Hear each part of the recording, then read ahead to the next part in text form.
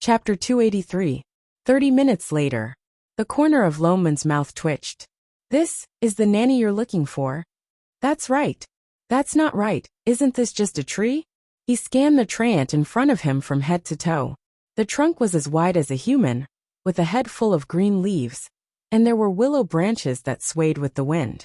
From time to time, it even used the branches on both sides to push the leaves to the back of the trunk. Great, it's a mother tree. Shenning, what's this? A close relative of radish? Lone Moon pulled Shenning over and lowered his voice. Treant planet, Shenning explained. It knows wood elemental healing spells? No. Water elemental? No. Then it's not as good as radish. Lone Moon glared at her. Don't worry, the Treant planet is a rare race in the galaxy. It has a very special racial talent, and has S-grade combat power. It's very hard to find one. Didn't you say it's a nanny? Yes. Shenning nodded, then turned to look at the Treant behind her, giving her an encouraging look, as if asking her to show off. The female Treant smiled, and really took 2 steps forward. She closed her eyes and clenched her fists by her side. Her whole body tensed up and even her body arched, as if she was using all her strength. Lone Moon was shocked, and could not help but widen his eyes. Could it be that this Treant really had amazing abilities? The Treant's expression became tenser and tenser. Its body also arched like a shrimp, getting lower and lower. The green leaves on its head suddenly shone with a green light, and in the next moment, its body suddenly straightened. With a whoosh, the layers of green leaves on its head suddenly grew a tree full of fruits. Straight face, the Treant smiled brightly and plucked the fruits, then handed them to Shenning beside her. Want some? Shenning handed a red one over. Lone Moon. Flip's table. This is the so-called nanny. You just want to bring a mobile fruit stall, right? For all. An hour later. Are you sure that this monster in Zone A has 100,000 points? Lone Moon pointed to the cave in front of them and asked. Yes. This is the number 1 monster in Zone A on the bounty list. Shenning brought up a light screen and pointed. Indeed, it was displayed as an A+ grade beast. Only one, no others? No. There's no beast tied or anything like that. Absolutely not. Alright, I'll trust you one more time. Lone Moon then conjured a wind seal. Instantly, it turned into several wind blades and flew into the cave. Not long after, there was movement inside. With a roar, the ground shook, and a huge airflow came out from inside. Suddenly, a black shadow appeared. Lone Moon's heart tightened, and he took a few steps back. It looked like a big guy. He immediately set up a defensive formation around him, gripped his sword tightly, and stared at the entrance of the cave. The black shadow was getting closer and closer, and he could faintly hear a strange rustling noise. After a while, a long slug appeared at the entrance of the cave. The corner of Lone Moon's mouth twitched. He looked at the soft, jelly-like, translucent little monster on the ground in disbelief. Was this the monster that ranked first on the bounty list in Area A? Awooh! The monster let out a non-threatening roar at him. Lone Moon frowned. Alright, Shenning did not trick him this time. It was really just a small monster in Area A. He casually struck it with his sword, and with a loud crack, the jelly was smashed into 5 or 6 pieces. Let's go. Lone Moon turned and waved at Shenning. He was just about to keep his sword. Suddenly, a series of roars came from behind him. When he turned around, he saw 4 or 5 soft slugs pouncing on him. What was going on? Lone Moon was stunned. He subconsciously struck out a few more sword auras, smashing the slugs again. However, the splattered pieces of flesh wriggled, and in the blink of an eye, turned into a new monster. In an instant, the ground was surrounded by dozens of identical slugs. This was... Shenning, didn't you say that there was only one monster? Just now it was one. One my ass. Why didn't you say that it could split? I just found out too. Damn you. The small monsters on the ground were already moving towards them. Some even arched their bodies and leaped towards them. However, they were repelled by the array around Lone Moon. In an instant, they split into 2 halves, and then immediately turned into 2 new monsters. In less than 10 minutes, the few of them were surrounded by densely packed monsters. These monsters could not be attacked forcefully, otherwise there would only be more and more of them. Shen, the only group attacker, could not attack. What should they do? Loman's heart sank. Suddenly, he remembered that they had another person in their group. He turned to look at the healer behind them. That tree. Before he could finish speaking, they heard the sound of digging. The tree man who had been following behind them just now had dug a big hole and jumped in at lightning speed. He waved his branches and buried the entire tree tightly. Lone Moon. Shinning. MMP. Fu *K. Wasn't it supposed to be a rare race? Was it that rare to see one? Perhaps it was too obvious that he had betrayed his teammate. The ground arched, and with a grunt a red fruit rolled out. The two of them. Did this count as giving them a mouthful of milk? This was not a gaming planet. This was a F***king retarded planet. Lone Moon and Shenning finally completed this reward mission, although it took them a whole 2 hours. Just as the split slug was about to bury the two of them, he realized that these small monsters were actually afraid of thunder. He immediately made a decision and swept over with a lightning spell. Instantly, the entire ground was filled with a thick burnt smell. Not a single monster was left.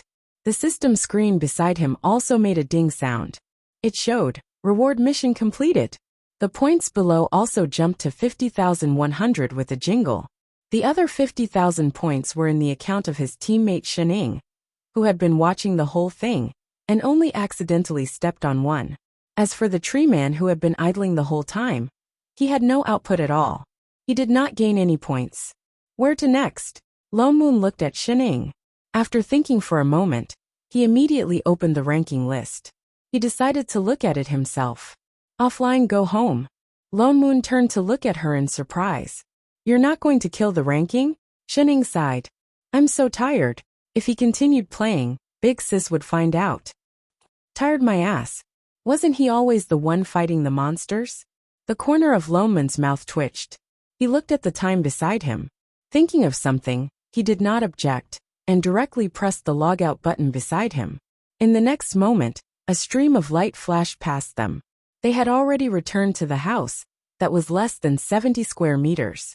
He looked at the bracelet on his hand called optical computer. For a moment he did not know how to react. He really went to another planet. He subconsciously activated his immortal chi. Instantly, a ball of fire appeared in his palm. It seemed like Shenning was right. It was not just on the gaming planet. His cultivation was indeed always there. Chapter 284. Lone Moon and Shenning stayed at home for 5 to 6 days. But Shen Jing still did not return. After firmly rejecting Shen Ying's game invitation, Shenning, who did not have a criminal partner, could only continue playing her original box game. Father Niu, on the other hand, was fascinated by the star web technology and had been studying the various operations of the wristband. I'm so hungry. Shenning sprawled on the sofa like mud, completely losing the energy she had when she was playing. Father Niu, are you sure you don't want to try the private cuisine I mentioned? Get lost. Lone Moon rolled his eyes, and his expression darkened. He picked up the phone on the table again and ordered a bunch of takeaways, treating it as payment for the accommodation fee. He turned to look at a certain foodie and frowned. He did not know when Xinjing would return. An awkward feeling flashed across his heart. He had always thought that Shen Ying's mouth would never be idle because she was born to be a foodie, in addition to her terrifying cheat-like abilities. So he did not even consider whether there was something wrong with her body. Shenning was also someone who did not care. If Xinjing did not see it, perhaps no one would ever notice, and might even advise her to eat less. No, perhaps Chef sensed it, so once it was mealtime, he did not hesitate to go into the kitchen to cook. He clearly paid extra attention to her every move, but never worried that she would eat too much. Lone Moon felt a rising sense of guilt in his heart, suddenly feeling that he was a little neglectful as a father. Should he read more books like parenting guides? Oink oink oink. The takeaways had not arrived yet. Lone Moon took out the cake he ordered in the morning from the fridge, planning to fill Shen Ying's stomach first. Suddenly, a series of beeping sounds sounded in the house, like an alarm, and the wristband that he had not taken off also went numb. Plain alert. Shen Ying, who was lying on the sofa like a dead fish, suddenly stood up. She walked quickly to the table in front of her, not knowing where she touched. Instantly, a light screen popped up, only to see a familiar blue planet appear on it. This is Earth, little Ing. In the next moment, a male voice suddenly sounded, another light screen lit up in the air, and a man in a blue uniform appeared on the screen. Uncle, Kaidian? Shening was stunned. The corner of the man's mouth twitched. I've told you many times to call me big brother. Am I that old? The person on the screen shook his head. You saw the alarm just now, right? Shening nodded. I know you are on leave now, but that position is closest to you. I can't leave Zone T right now. Can I trouble you to take a look? I'm not going. Don't be like that, little Ing. Colleagues should help each other and love each other. There is no love in overtime. Little Ing. Kai Tian looked like he was on the verge of tears. He seemed to have thought of something. Gritting his teeth, he said, Star Chen's new online game qualifies for internal testing. Deal. Send me the coordinates. Shening quickly clicked on the screen. Within seconds, a set of data was sent over. This data is a little strange. There's no similar or identical data before this. You have to be careful. All right. Thank you for your hard work. The other party nodded, and the image disappeared in a flash. Only then did Lone Moon walk over curiously. Who is that? My older sister's other assistant, Shening replied casually. After thinking for a moment, she added, My colleague. How many assistants does your older sister have? Why did it feel like the so-called plane management was actually a huge organization? Just two, Shening said as she checked the data. Under normal circumstances, there are no assistants, but Kai Tian's situation is a little special. Special? He doesn't belong to this plane, but for some reason, his plane coordinates can't be opened. My older sister had to let him stay for now. Lone Moon nodded and turned to look at her. What about you? Me? Shening faltered. She said righteously. Of course I got in through the back door. Did she have to be so open and aboveboard? All right. Shening closed the data in front of her and turned to Lone Moon. Father Neo, let's go on a trip? Lone Moon rolled his eyes and exposed her. You just don't know the way, do you? Normally, plane alarms would only be triggered when something happened somewhere that affected the stability of the entire plane. For example, space storms, space-time turbulence, plane invasion, and so on. These situations could only be sensed by the plane manager. But it was clear that the manager of this plane with the surname Shun was quite impressive. She directly created this alarm system. Once she discovered something abnormal, it would be reported.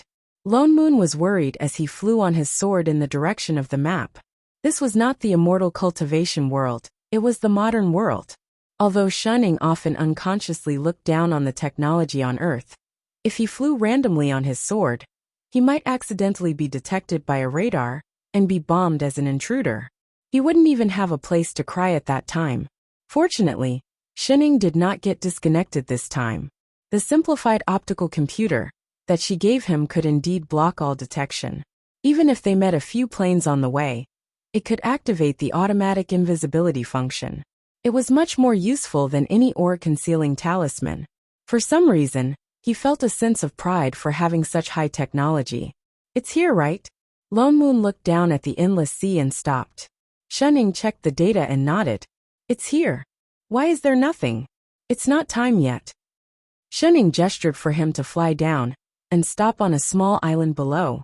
She tapped on the wristband on her hand. Instantly, a light screen popped up in front of them. Rows of data appeared. At the top was a countdown timer. There were less than 5 minutes left. Shen Ying's fingers moved like shadows on the light screen. Rows of data flashed across the light screen. Strange. She suddenly frowned. What's wrong? This data doesn't seem like a space or space-time disturbance. What do you mean? This is a plane invasion. Something is coming. Shen Ying's expression darkened. She pointed to the sky. Indeed, in the next moment, there was a distortion in front of them. The empty space seemed to be about to be broken open by something. A huge bulge appeared. It's coming out. Shening hurriedly took a few steps back. Her expression was unprecedentedly serious. Even Lone Moon could not help but feel nervous. What could it be? I don't know either. If it's from other planes, It's possible that it could directly destroy the entire plane. Then what should we do? Rush back or disappear it? Loman's heart sank. He instantly summoned his immortal sword. His hands did not stop. One array after another appeared in the surroundings. One look, and he knew it was not something good. The distortion in the space became more and more intense. The countdown timer at the side was also nearing its end. Finally, it was below 10 seconds. 5, 4, 3, 2, 1. Chapter 285. With a loud bang, the space in front of them seemed to be torn open by someone. A huge aura came towards them, bringing with it scorching warmth. In the next moment, a flame broke through the air, bringing with it an aura that could burn everything. Even the seawater below them started to burn.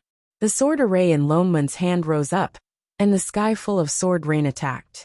Before they could attack the plane gap, a huge golden sword appeared, and the overwhelming sword chi was pushed back, and the sword rain in the sky immediately fell like rain. Quite powerful. His expression darkened, and he was about to summon his sword intent. Wait! Shining, who was beside him, suddenly pulled him back. What's wrong? He looked up, and saw a person slowly walking out of the torn gap, an extremely disheveled figure. His hair was messy, and he was covered in blood. His body was covered with deep wounds, and one of his hands was hanging weakly by his side. His eyes were stained with blood, and he looked at them from afar. Instantly, his eyes became misty, and the crazed look in his eyes softened, revealing a familiar expression. Chef! Loman's eyes widened in disbelief. In the next moment, the bloody figure flashed and landed in front of the two of them. He reached out and pulled Shining into his arms. A low voice sounded in their ears, with a strong sense of grievance. Master! With that said, as if he had used up the last bit of energy, his body loosened, and he slid down against Shining. Seeing that he was about to fall, Shining subconsciously grabbed him and helped him up. He fainted. Lone Moon pulled his hand and anxiously checked his meridians. His face paled instantly, and he cursed.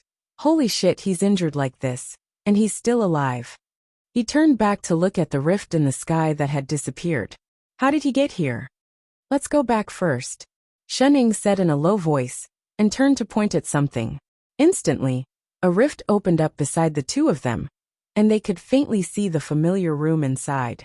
Lone Moon immediately helped Chef up, who was like a broken doll on the ground, and went through.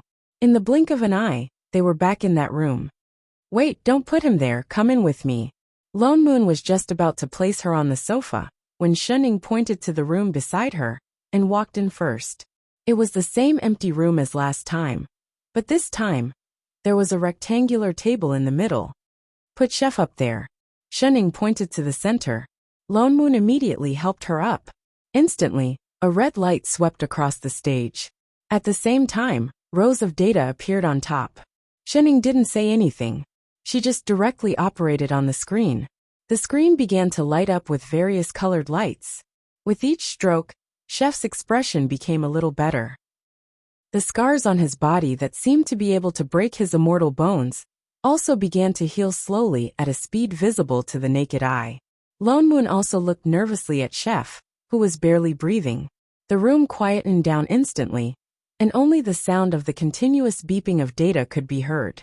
Looking at Chef's injuries, he knew that it would be very difficult to treat. What's more, there was no immortal chi or spirit chi in this world, so there was nothing he could do. Xin Ying's fingers did not stop moving. Her expression was solemn, as if she was performing a major surgery. She focused all her attention on the operation. She only stopped after a full day and night. His condition has been stabilized. Xin Ying's expression softened. Then, she turned to look at Lone Moon behind her. Her tense shoulders then collapsed out of habit. Next, we just have to wait for him to wake up. Lone Moon nodded. He glanced at the unconscious Chef, and found that his complexion had indeed improved. He was no longer as pale as a piece of white paper. Only then did he heave a sigh of relief.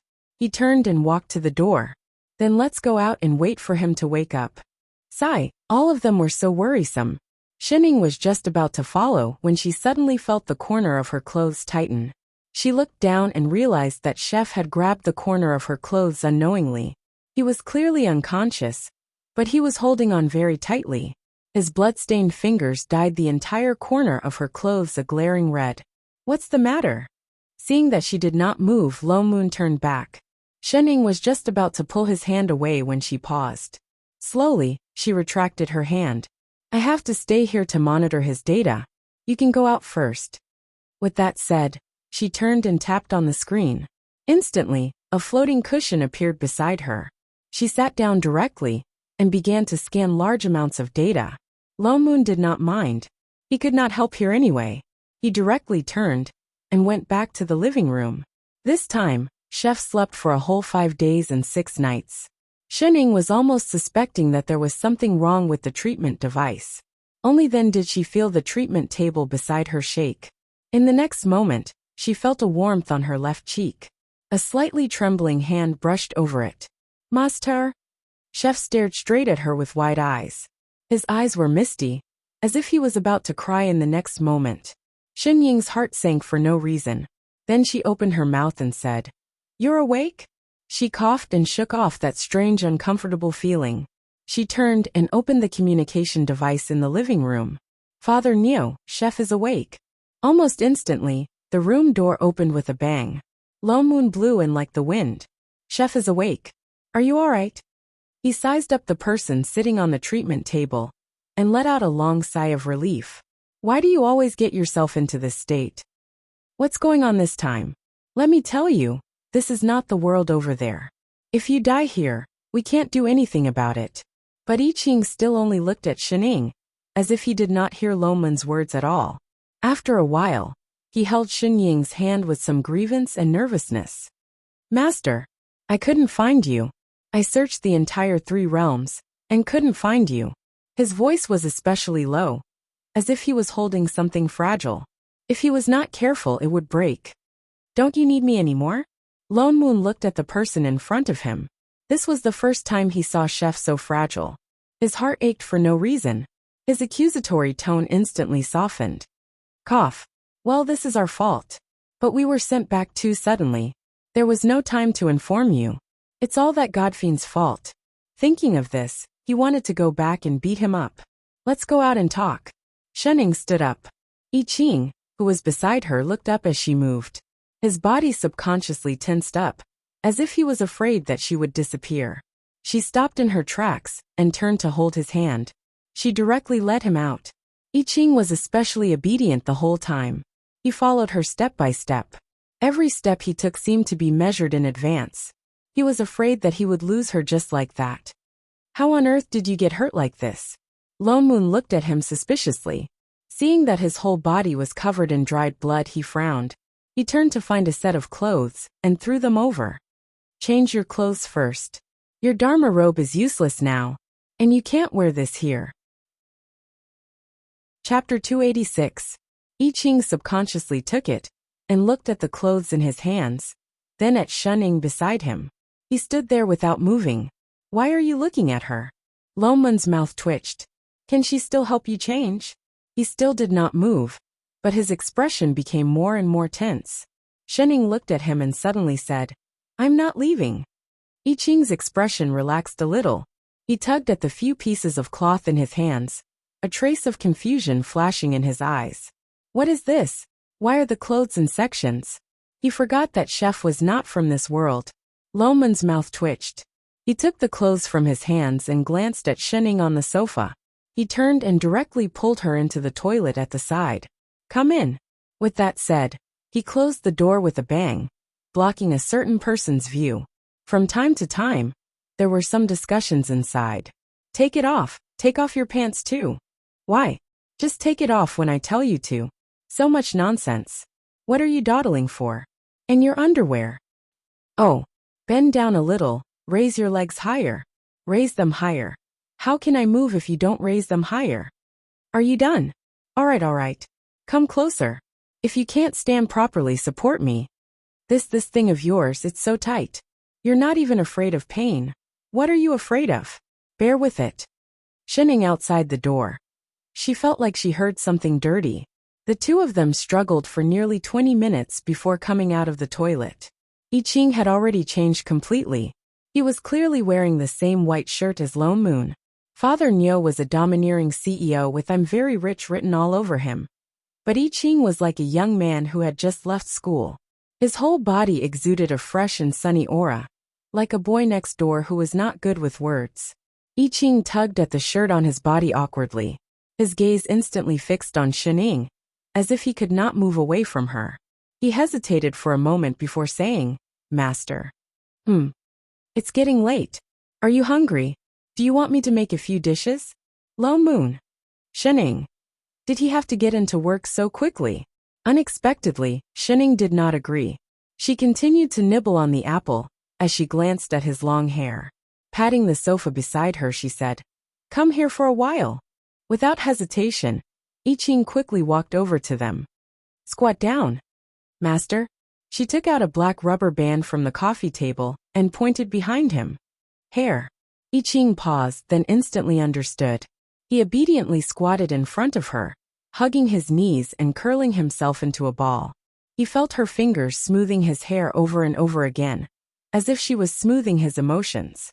He suddenly felt as if his heart had been hollowed out, and only anxiousness and despair remained when he was still unable to find a single trace of her in these past few thousand years.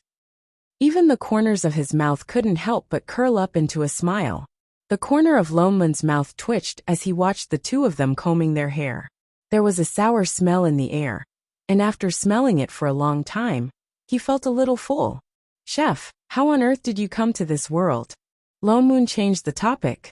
I Ching's expression darkened. After a while, he said in a low voice, "I couldn't find you, so I returned to the immortal world and found the God Fiend. I asked him to help me open the realm gate." "He would help you?" Lone Moon expressed his doubt.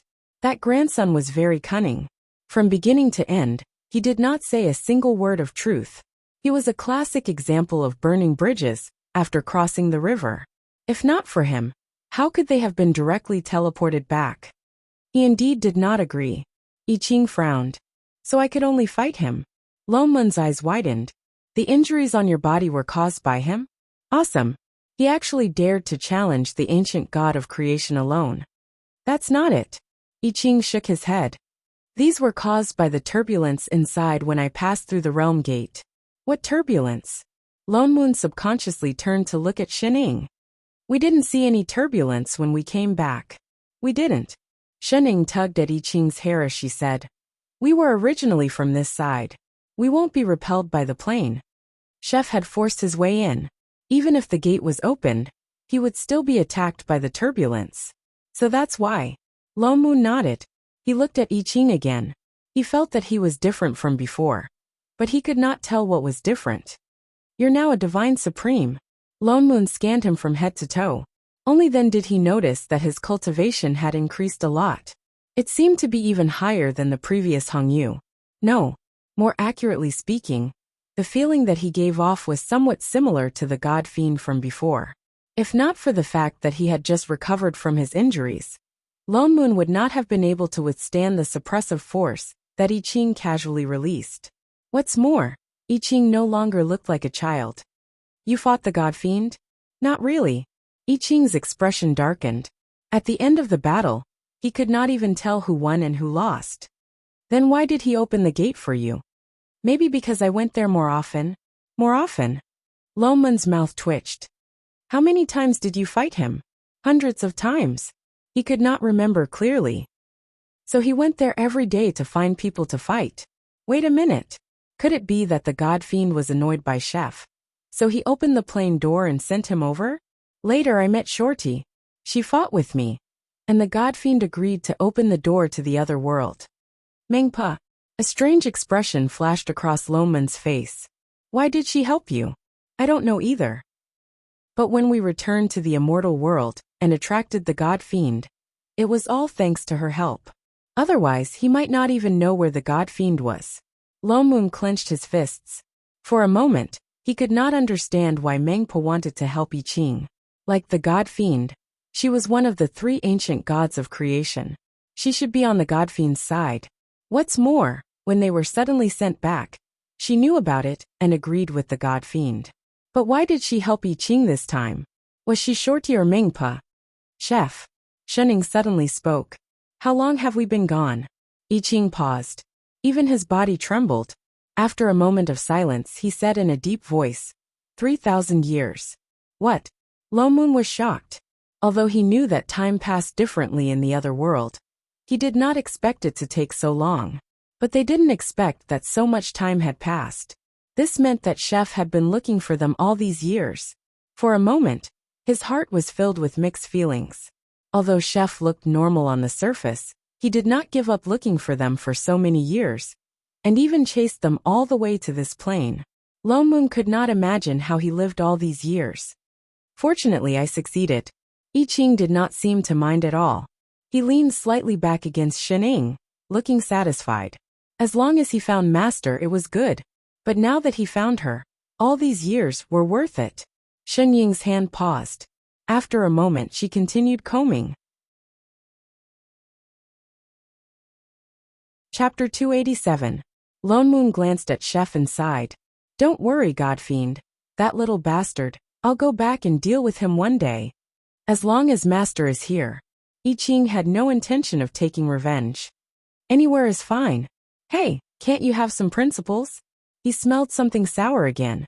Shen Ying's sister should be able to send us back soon. Lo Moon could only look at Shen Ying. Right? That might not be the case. What Lone Moon rolled his eyes at her. Don't you want to go back and teach that Godfiend a lesson? So troublesome. Troublesome, my ass. Can you not be lazy at this time? The injured one is your disciple. Also, what the hell are you doing? You spent half a day combing your hair. And you tied 2 ponytails for a big man like Chef. Is that appropriate? It's quite good. Good, my ass. It hurts my eyes, okay. I think it's quite good too. You're bragging, shut up. Lone Moon felt that I Ching had really become an immortal chef, no, a cooking god. Although they had only been back for slightly more than a month, after 3,000 years, his skills had not deteriorated at all. Even the kitchen utensils that had accumulated a layer of dust in Shen Ying's house.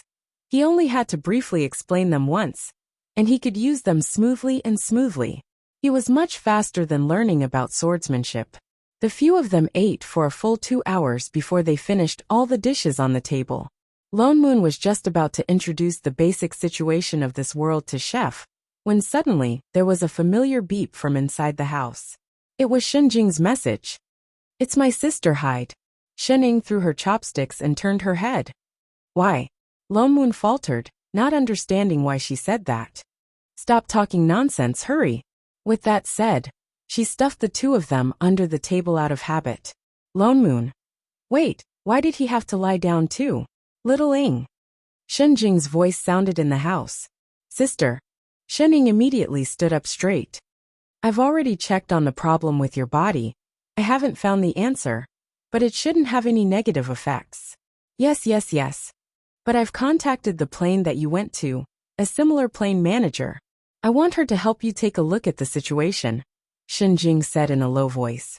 When I'm done with the things on hand, I'll bring you over. All right, big sister. Shen Ying nodded. Get ready. Don't run around. No problem, sis. Yes. Just as Shen Jing was about to cut off the communication, she suddenly seemed to have thought of something. Oh yes. I sensed that you directly activated the space transmission just now. The distance is very close. And it's even to your home. What's so urgent? She stiffened. It's nothing. I just got lost and wanted to go home. Really? Shen Jing's eyes narrowed. Why didn't you teleport back when you were lost a few galaxies away? I'm hungry now. She immediately changed the topic to her mutated body. Oh, Shen Jing nodded. Then can you explain to me who the man lying on the left under your table is? He could even see that. She had clearly blocked other perspectives. Unexpectedly, Shen Jing was not as angry as she was the last time. She only raised her eyebrows and said, I haven't seen you bring a man home for so many years. You brought 2 back from this area. This is considered eating from the bowl and looking at the pot? Lone Moon in the bowl. I Ching in the pot. Shen Ying frowned. Sis, he's not my boyfriend. Father Nyo wasn't either. Oh. Shen Jing's eyes darkened, as if she had seen through everything. Since he's not, then why did you use the space transmission? Shening lowered her head at once. She had no choice but to confess. He came from the previous plane. Shen Jing's expression darkened instantly. She glanced at Chef, who had crawled out from under the table. Her eyes were as cold as ice. That means he's an intruder. Sis, listen to me. Shut up. Shen Jing's voice became even colder. The way she looked at Shening was like a knife that was about to poke out of the screen. Even Lone Moon trembled subconsciously. Did you go out to train your guts? Stay here obediently. I'll be right back. With that said, the screen dimmed before anyone could react. Lone Moon felt nervous for no reason. Shen Jing's expression was completely different from when she first discovered him. It was as if she was really angry. Shening, what does your sister mean? He couldn't help but ask. Shen Ying's expression darkened. All those who invade the plane without permission are unstable factors that need to be eliminated. Eliminated? She wouldn't really kill Chef, would she? Loman's heart tightened. For some reason, he just felt that if Shen Jing wanted to make a move, Shening wouldn't be able to stop her. Then what should we do? Master. I Ching's expression also darkened. I came here voluntarily. If there's any punishment, I'm willing to accept it. I won't resist. You're crazy, Lone Moon exclaimed. Shen Jing is the plane manager. I'm afraid you can't bear it at all. Forget it. Shening seemed to think of something. Her expression darkened. She gritted her teeth and said, if my sister really wants to make a move, I have another way. Maybe it can stop her. After all, he was her chef, her disciple. She had to try. If he died, so be it. Really? She should have said so earlier if she had a trump card. But looking at her cowardly face in front of Shen Jing, why was she so untrustworthy? After all, she had lived under her sister's tyranny for so many years. Lone Moon didn't have time to ask in detail. In the next moment, the space in front of him twisted. Shen Jing's figure instantly appeared in the layer. So, he's the disciple you took in the other world? Shen Jing sat on the sofa alone. She glanced at the three people standing neatly in front of her. Yes. Shening nodded. Sister Shen Jing, Chef chased after us because of us. And he didn't know that he needed your permission to travel through planes. Lone Moon also explained immediately. As the saying goes, the ignorant are not guilty. Why don't you forget it? Forget it? Shen Jing laughed coldly. The cold air on her body swept over. Do you think plane invasion is such a simple thing? Do you know how much this will affect the plane? How much mess do I have to clean up? But he didn't do it on purpose. Just say that he didn't do it on purpose. Shen Jing stood up directly. Her gaze was even colder. She stabbed the three of them like a knife. This precedent cannot be set. If anyone can burrow into my plane, then this world is finished. Littling, they don't understand. Don't tell me you don't understand this logic. I understand. And this one too. Shen Jing suddenly turned to look at Lone Moon. Me. Lone Moon's heart jumped. His back broke out in a cold sweat for no reason. Chapter 288. Do you think I don't know about the messed up data you brought back from the alternate plane? Lone Moon was shocked. Data? His cultivation level. Although your transmigration was not of your own accord, if you continue like this, it will still have unpredictable effects on this world. Shen Jing glanced at him. I just don't have time to deal with you for now. Don't forget, apart from being Shen Ying's older sister, I'm also the manager of this plane. She took a few steps forward. Each step seemed to be stepping on their hearts, bringing with it a bone-chilling coldness, causing them to lower their heads subconsciously, as if facing the highest existence of this world that they could not resist. Whether it's an invader or messed up data, I will not allow it to exist. Anything that affects the stability of the plane, I will absolutely not allow it to exist. The moment she said that, Lone Moon felt something pressing down on him, and subconsciously took a step back. If not for Shening holding him, Lone Moon would have knelt down directly. At this moment he really realized what a manager was.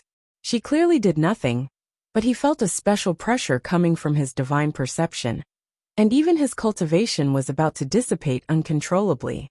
Older sister. Shening suddenly spoke, and Lone Moon's whole body relaxed, breaking free from that invisible pressure. He turned to look at Chef beside him, and found that he was in the same situation as him. Don't call me. Shenjing turned back and glared at him. What have I taught you since young? Have you forgotten all about it? I haven't forgotten. Shenning lowered her head even more. Haven't forgotten? Look at what you've done. I asked you to help me manage the plane. And this is how you help? Shenjing became even more furious, cold air coming out of her whole body. I thought that after a few days out, you would know to restore this person's data. And you even brought an invader back. The more she spoke, the colder her tone became, and her expression was one of exasperation. You've been out for a few days, you've become careless. You don't even listen to me anymore, do you? No. No. She laughed coldly, and directly brought up a light screen. All right then. This matter can't be delayed any longer. Whether you want to eliminate or expel the invader, deal with it for me now. Also, erase this person's data immediately. Erase their memories while you're at it. Shenjing was serious. Loman's heart tightened. He tugged at the corner of Shenying's clothes. What happened to the killer move? If not now, then when? The corner of Shenying's mouth twitched, and she gave him a meaningful look. After a while he looked up and asked, Sis, do we really have to do this? What? Do you want me to do it myself? Shenjing's expression turned even colder. All right. Shenying suddenly sucked in a deep breath, as if she had made up her mind about something. Gritting her teeth, she turned back to give Loanmoon and I Ching a warning look. Emphasizing every word she said, Don't laugh. Huh. Loanmoon did not understand what she meant. She took a step forward, and the expression on her face instantly changed. She blinked her eyes twice, and a layer of mist instantly appeared on them. The corners of her mouth curled up slightly, and she crossed her arms in front of her chest, making a pitiful expression. In a second, she had transformed from a lazy otaku into a soft and cute girl. Even her voice rose by a few octaves, with a hint of coquettish tone. Sis, don't be so fierce, just listen to me this time. Promise little Ing to let them go, okay? She puffed up her pink little face and blinked her eyes hard, as if there were thousands of stars in them. I will definitely listen to Sis in the future, be good. For a moment, it was as if something was shooting out of her body. So very, very cute. Especially cute. Fatally cute. Oh, asterisk. Cue with a thud, something hit her chest. Her heart beat like a drum, and her breathing quickened. In an instant, she was hit by the fatal aura called cute. In the next second, I promise you. Shenjing's cold expression was like a flood that broke the dam. She hugged the person in front of her, pressed her into her arms, and rubbed her face crazily. I promise you, Sis will promise you anything. Who asked my little Ing to be so cute? Then the two of them. Anything? Anything is fine. Little Ying's happiness is the most important. Thank you, Sis. You're the best to little Ing. You're so cute. Anything you say is right. Little Ing likes Sis the most. Me too. You stopped acting like a spoiled child to me since we were 3 years old. Sis is so touched. My cute little Ing is finally back. Well, what the hell? Loanmoon took a deep breath and pressed down on his pounding heart. Only then did he come back to his senses. As expected of a killer move, acting cute was too scary.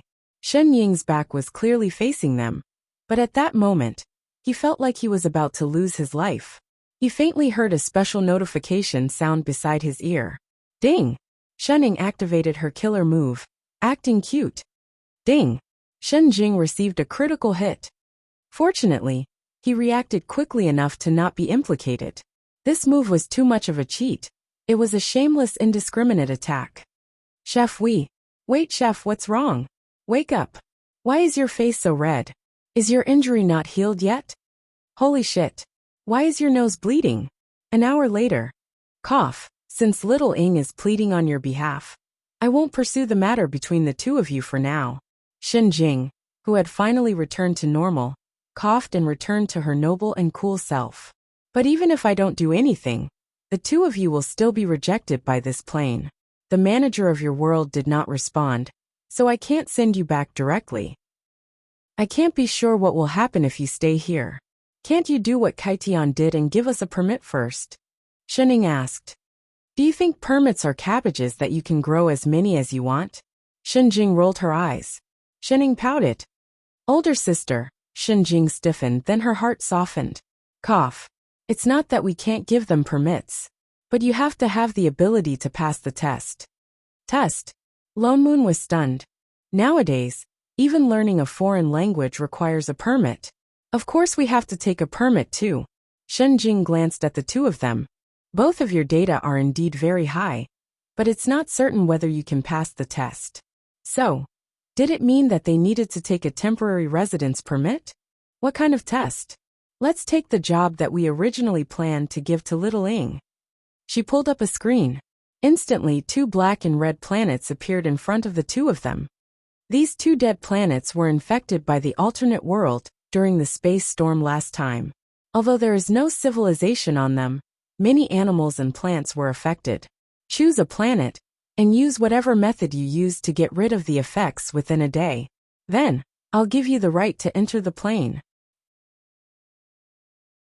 Chapter 289. Alright. I Ching nodded and stood up. As long as he did not leave Master, anything was fine.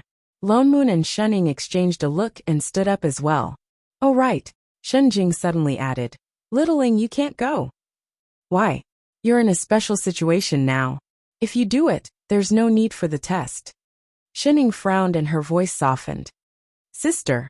Shenjing's mouth twitched and her attitude changed instantly. Alright, you can go, but you can't do it yourself, understand? Alright, sister. No problem, sister. Lone Moon. I Ching. He felt that Shenjing's cuteness buff had not worn off. This was a barren wasteland. The ground was scorched, and all the living things seemed to be left with only the instinct to devour. They bit and gnawed at each other, as if they would never stop. There were pieces of fresh or rotten meat all over the ground. The air was filled with an unpleasant stench. Lone Moon instantly understood why this was a dead planet. Apart from the fact that there was no one here, this was like the scene of a zombie movie. There was no sign of life at all. The moment he and Chef landed on the ground, they began to clean up the wild animals and plants around them. With their cultivation, it was not difficult to deal with these mindless monsters, but there were too many of them. Every time they killed one, another would pounce on them endlessly. Shenning, how big is this planet? Lone Moon looked at the monsters gathering again, and could not help but ask. Shenning kicked the stone under her feet. Something flashed in her eyes before she answered. The size of more than 100 Earths. What? Lone Moon's eyes widened. How long were they going to take to clear this? Shenjing was tricking them. It was definitely true. If these animals and plants are all infected, we can't clean them all up in a day no matter what. More and more monsters gathered around them, and they seemed to be getting stronger. At first, they could barely find a place to land. Gradually, they could only fly into the air to rest temporarily. But even so, there were many monsters that could fly. What should we do? Fly that way. Shenning suddenly pointed to the right. There should be clues we need there. Lone Moon was stunned. He slashed at the giant bird beside him, and sped up without hesitation. After flying for more than an hour, there was already a huge flock of birds behind him. They did not seem to have any intention of giving up. What exactly are we looking for? Lone Moon could not help but ask. I'm looking for some information, Shenning answered. Suddenly, she raised her hand and pointed in front of her. There.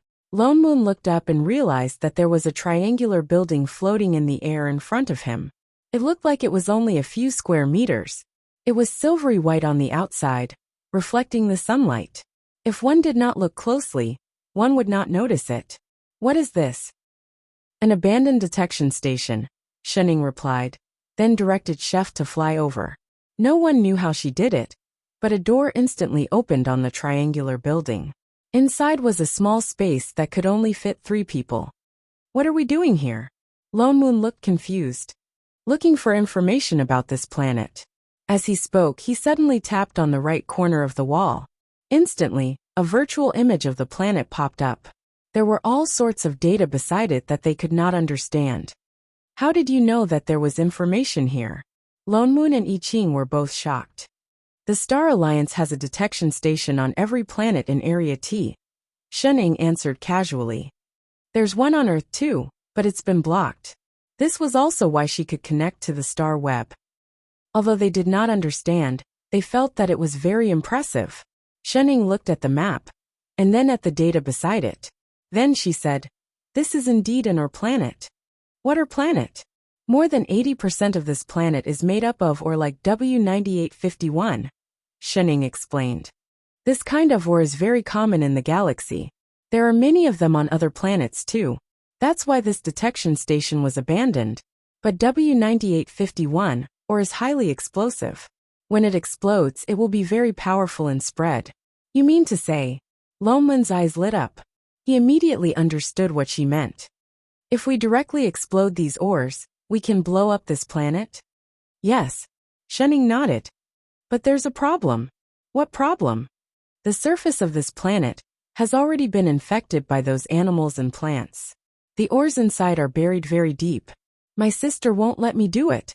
Unless you directly cut open the surface and use a special bomb to detonate it, you won't be able to spread it to the entire planet." "Then how thick is this surface?" "A few thousand meters." "That thick?" That was too scary. "I'll go." I Ching suddenly spoke. "You can't cut it open either." Before Lone Moon could finish, Chef had already turned and walked out. "Wait there still." Before he could finish, I Ching's body suddenly exploded with unprecedentedly huge sword chi. He slashed his sword towards the flock of birds that had already caught up to them. In an instant, there was only a huge flash of fire. The huge birds that originally filled the sky were directly swallowed up by the fire. The sky seemed to be burning. Everywhere was filled with suffocating sword chi. Even the entire detection station was shaking. Lone Moon was shocked. Although he knew that Chef's cultivation was different from before, this was too frightening. And this fire, true phoenix fire. Wasn't he a dragon? Before he could think clearly, Chef directly flew down to the ground after dealing with the chasing flock of birds. In an instant, the sky full of sword chi rushed down. Suddenly there was a golden light all around. That golden light slowly gathered and finally formed a huge sword, directly slashing towards the ground. There was a loud bang. It was obvious that the entire planet was shaking. Suddenly, a huge crack appeared on the ground. It expanded infinitely to both sides and became wider and wider. The bottom was like an abyss. One could not see the bottom. Split open. Lone Moon's eyes widened. Indeed, he was a little cheat. He hurriedly turned to look at the light screen beside Shenning. He saw that it showed the words more than 2,000 meters. Still not enough. Just a little bit more. "Chef." He was just about to call him back. Suddenly, the cry of a phoenix rang out. I Ching, who was still holding his sword, suddenly transformed into a huge fire phoenix. He charged straight into the cracked abyss. The originally pitch-black abyss was instantly illuminated, and fiery flames extended all the way to the bottom. The surrounding shaking became even more intense. The number on the light screen in front of Shenning, that had just stopped, jumped again. 2,700, 2,800, 2,900, 3,000. "It's done." Lone Moon's heart leaped. He immediately conjured a seal and sent a voice transmission. "It's done, Chef." The number on the screen stopped. After a while, the light that had sunk into the abyss flew out and returned to the detection station. Chef, who had already changed back into his original form, walked out of the fire. Chapter 290. I haven't seen you for so long. You can even transform into a phoenix. He was indeed a mixed-blood dragon and phoenix, able to change between 3 forms at will. Lone Moon casually patted I Ching's shoulder. Chef's body swayed, and he looked like he was about to fall. Shenning, who was at the side, reached out to support him. "Chef." Lone Moon was shocked too. Only then did he realize that I Ching's face was pale, and there were fine beads of sweat on his forehead. "Holy shit, are you alright?" He hurriedly felt his pulse. "I'm fine." I Ching shook his head, the corners of his mouth twitching, as if trying hard to give Shenning a smile. "Master, don't worry. I'm just tired from using up all my god power." Shenning frowned. "Are you really alright?" He nodded hard. Shenning looked towards Father Neo. Lone Moon nodded and sighed in relief. There's nothing wrong with his pulse. It was indeed just that his god power was used up. Let's get rid of this planet quickly. What do we do next? Just buy a detonator and throw it down. Shenning then turned back to the light screen and clicked on it. In an instant, all sorts of detonator devices popped up all around. There are quite a few on the Star Web black market. She glanced around and then directly clicked on the cheapest one. In the next instant, a notification sounded in the house. Beep. Your balance is insufficient, unable to purchase. Lone Moon. I Ching. Air. Shenning stiffened. I forgot to recharge my game tokens. Recharge your game tokens. Don't you freaking use black when you go online? How do I switch accounts? The corner of Lone Moon's mouth twitched as he took a deep breath. Huh. Shenning faltered. But Lone Moon directly went forward and clicked on the wristband that he had not had time to take off. In the next instant, there was a ding sound, and the screen immediately cut in front of him. The user directly switched the two words Shenning to Father Nyo. He raised his hand and clicked on the most expensive picture at the top. Two beeps were heard, and a familiar notification sounded. Ding, purchase successful. We look forward to your next visit. In an instant, a luxurious version of the detonator glowing with blue light appeared in front of them. Shenning. I Ching. Shenning looked up and was almost blinded by the huge string of zeros on Father Nyo's Star Web account balance. Father Nyo, did you hack the Interstellar Bank? What black bank? Lone Moon rolled his eyes at her like a CEO. Is this the money you earned in that online game with you last time? Didn't it reset to 0? My points have been cleared to 0. But the corpses of the monsters that we cleared are still under our names, so I've been dealing with them in the past few days. And then you sold the minions? Wasn't that trash? So valuable? I also checked the industry chain of the game planet. I contracted the corpses to a recycling company and sold their parts in batches to earn some profit. There's still half of the star coins that haven't been transferred to my account. As he spoke, he glanced at the numbers on the screen. Sure enough, the eye-piercing number was still jumping up, and he could hear the beeping sound of the bill arriving. Shenning. I Ching. Why are you looking at me like that? Nothing. Nothing, I just suddenly really want to call you Daddy. Get lost. With Father Nyo's strong financial support, the three of them finally completed the task in one day. Shenjing kept her word. She directly took out 2 pieces of paper and wrote the words "Plane Pass" on it and handed it to them. Lone Moon looked at the A4 paper in front of him and could not react for a long time. Wasn't this 2F** King casual? Didn't they say that the pass could not be given out casually?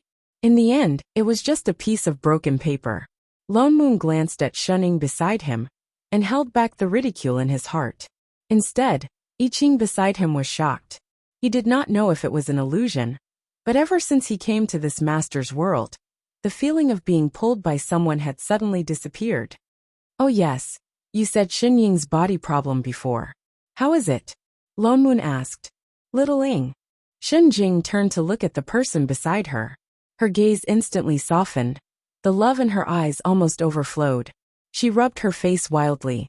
When I think of my so cute littling being dragged to a foreign plane and suffering so much, big sister's heart aches so much. Don't worry now. I will definitely help you find that bastard. Shenning. Loveless in life. JPG Ching. Did Master's older sister activate some special attribute? Lone Moon. This fellow must be a siscon definitely. Also, this Shenning was using cheats the whole time. She did not suffer at all, okay? I can't detect the condition of her body, but I have already found a plane similar to the one you are talking about. Shen Jing thought of something and directly opened a light screen. She began to operate. I have already contacted the manager there. She will send the pass over in a while.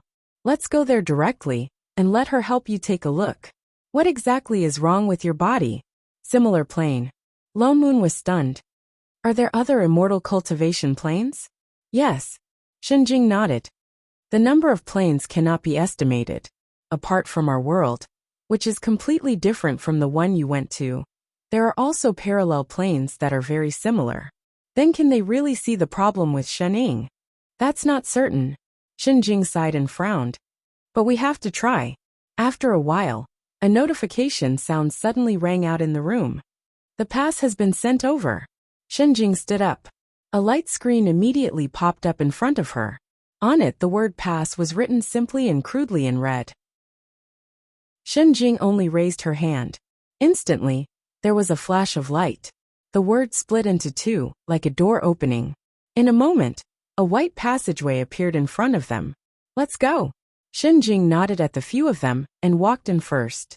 In a moment, her figure disappeared. The few of them exchanged a look. Apart from Shenjing, this was the first time they had seen another manager. They could not help but feel nervous. They wondered what the managers of other planes were like. Lone Moon heaved a sigh of relief and followed. All he saw was a flash of white light in front of him. In the next moment, they were in another world. He faintly heard the familiar sound of cooking. A young woman's voice could be heard. You're here? Wait for me. I'll be done immediately after I finish this round. Shening. Lone Moon. I Ching. What the hell? Chapter 291. Lone Moon looked at the manager of another plane. In front of him, a little confused. Dressed in home clothes and a pair of slippers, he held a phone in his hand. One hand moved quickly, and at the same time, he gritted his teeth and cursed. The one in the middle lane is coming. What are you spacing out for? Stop him. Why are you still fighting in the wilderness? Hurry up and gather. The dragon is out. The dragon is out. Let's go steal it now. Fatty, what are you doing? Go big, go big. Holy shit, why are you pulling me back? Do you know how to play? The few of them sat on the sofa for a whole half an hour. The other side did not stop.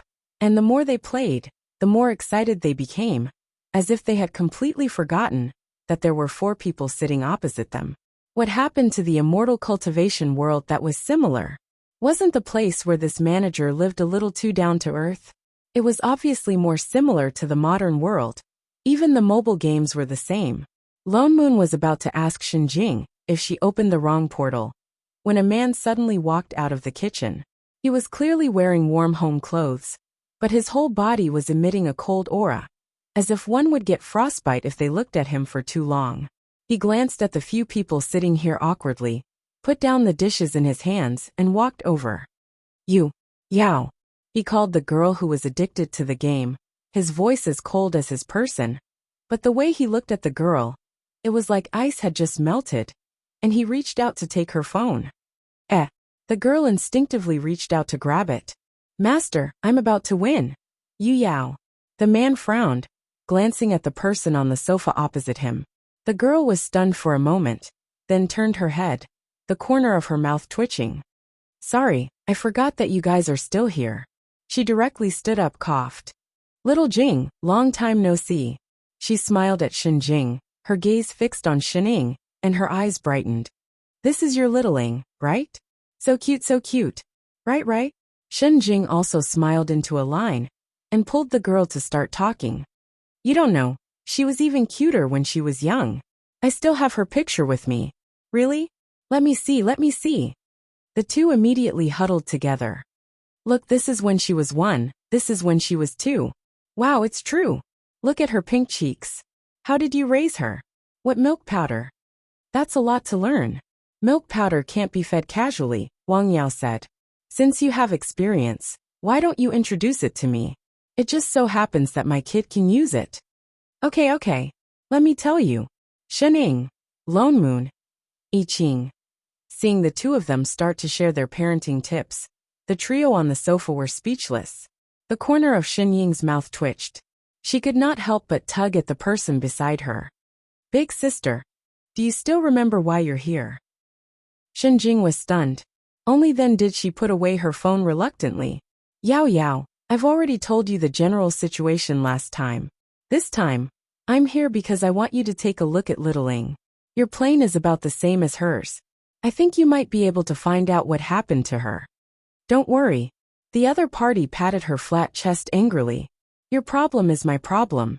Leave it to me, there's no problem. With that said, she finally turned to look at them. She turned to smile at Shening, and reached out a hand. Hello Littling. I'm your sister's friend. My name is Zhu Yao. Shening. She directly reached out and shook her hand.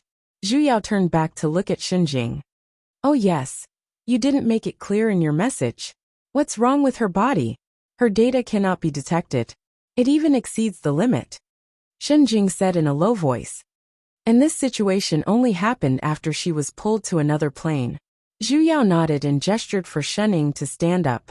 She walked one round around Shening, and after a while, she frowned and said, Strange, I don't see anything wrong with you. Forget about divine qi. There wasn't even the slightest bit of spiritual energy. This was not very possible for someone who had been to an immortal cultivation plane. You can't see it either? Shen Jing's expression darkened. Zhu Yao thought for a moment. Suddenly, she seemed to have thought of something. She turned to look at the cold-faced man behind her. Master, can you help Littling take a look too? She then explained. My master knows more about the immortal cultivation world than I do. The man frowned and looked at the two people on the sofa beside him. Their cultivation levels are not lower than mine. If they can't see it, it's the same for me. Then I can only open the system's heavenly eye. She suddenly thought of something and summoned a light screen in her hand. Realm Spirit gave me a detection system before he left. It was originally used to predict and warn me of bugs in my plane. Through the system, I can see the cause and effect of all unreasonable objects. She turned to look at Shening and explained while operating. If Little Ying's data really overflows, then the system will definitely judge her as a bug and label her with the letters BUG. This way, as long as we check the cause, then we can know why she became like this. Shen Jing was delighted. Yes, Zhu Yao nodded. But this word can only be seen by the manager. With a beep, a ray of light swept towards Shening. Indeed, through the light screen, Shen Ying's appearance began to blur in Zhu Yao and Shen Jing's eyes. Faintly, words appeared on her face, and they became bigger and clearer. In a short while, they could clearly see the words on her face, boss. Zhu Yao, Shen Jing. What the hell? Why is it a boss? What happened to the promise bug? And why is it golden? Wasn't it always black before? Yao Yao, didn't you say there were only 3 letters? Why did 4 appear? I don't know either. Never had such a situation happen before? To the system, bugs had to be fixed. Then could it be that the boss had to be pushed down? Can we still find out the cause like this? Let me try. Zhu Yao paused and immediately reacted. She pressed the button on the light screen. With a beep, a line of red words instantly popped out. Wrong target, unable to obtain.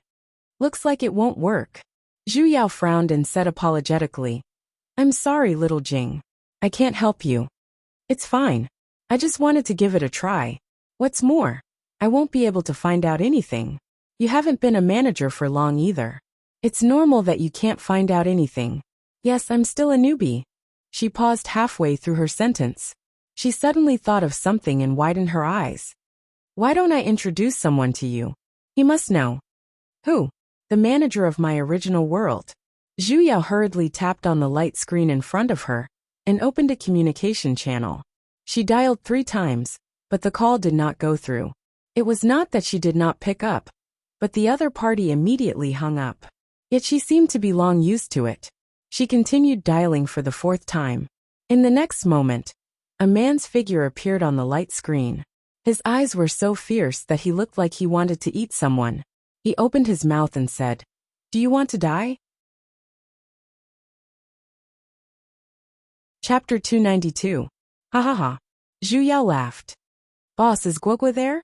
Nope. Scram. The man's expression darkened. Just as he was about to hang up, a gentle voice sounded. Yao Yao, it's you. A girl suddenly appeared on the screen and pulled the man away. I haven't seen you for a few days. Where did you go? I went back to the immortal cultivation world for a business trip, Zhu Yao replied. Then, with a serious expression, she said, Guogua, can you ask your man to do me a favor? I have a friend dash, she told him about Shening. Humph. Just as she finished speaking, the man snorted. What does the other planes have to do with me? Is it Yao Yao's best friend? The girl suddenly interrupted. Of course.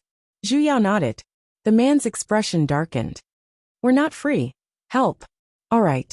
In the next moment, the space in the room twisted, and a spatial tunnel appeared in front of everyone. Shen Jing, Zhu Yao, Yu Yan, the 3 people who were watching the whole time. According to Zhu Yao, her best friend's partner was an experienced manager. The plane she was originally in was the one he managed. That was a plane that was infinitely close to Shenjing's. He was already a manager when that world was born. If there was anyone else who could find out about Shen Ying's situation, it would be him. And after checking Shen Ying's data, his face, which had been filled with disdain and wanted to chase everyone away, finally revealed a different expression. The screen in his hand was still lit up with a bunch of messy data, but the entire screen was red. How is it? I Ching asked anxiously. May I ask what happened to my master? The man's expression became even weirder. He scanned Shining from head to toe, then sat down at the side and said, Nothing. Everyone was stunned. What did he mean? If I'm not wrong, her situation is better than everyone else's. He glanced at Shen Jing and Zhu Yao, then added, Including us. What do you mean? Lo Moon was stunned. Although I can't be sure, I'm not far from it. He gave Shenning a meaningful look and said with certainty, Can you feel the limits of your power? Shenning paused. Bottom line? Was there? That should be it. He didn't seem to need her to answer. He walked over and sat down beside Guogua. Turning to look at Shen Jing, he said, You are also a manager. You should know why we exist, right? An existence higher than this plane, Shen Jing replied directly. Yes. The man continued, We are existences that are higher than our own plane. Or were born at the same time as the plane, like me. Or they can be directly acknowledged by the plane like you. Or the will of the world itself, for example, that one who often scrounges for food. He pointed at Zhu Yao. Zhu Yao. In short, we are the plane itself, he continued. That's why we can manage the entire plane. As long as it is born in the plane, everything is within the scope of management. Nothing can escape our eyes. Unless the other party has left the plane and is given control by the world's consciousness like a freeloader. Zhu Yao. Enough, stop calling me a freeloader. I know this, Shenjing said in a low voice. Shenjing said in a low voice. But Littling belongs to my plane. I can sense her connection, but I can't find out her situation. That's because she willingly allowed you to sense her. If she didn't want to, you wouldn't even be able to sense her existence. Shenjing faltered. At once, everyone in the room turned to look at Shening. Huh. Shening froze. She silently put down the apple she had just picked up. What's wrong, can't I eat it? I Ching, who was beside her, habitually handed over an immortal fruit. How can this be? Shenjing was still a little confused. Little Ing is my biological sister. Of course she belongs to my plane. Wasn't I a gift from you when you topped up your phone? Shening suddenly interrupted. Nonsense. Shenjing glared at her. I obviously picked you up from the rubbish bin back then. Shening. I Ching. Lone Moon. Was there a difference? She was raised by me since she was young. She has the same blood as me. Shenjing continued.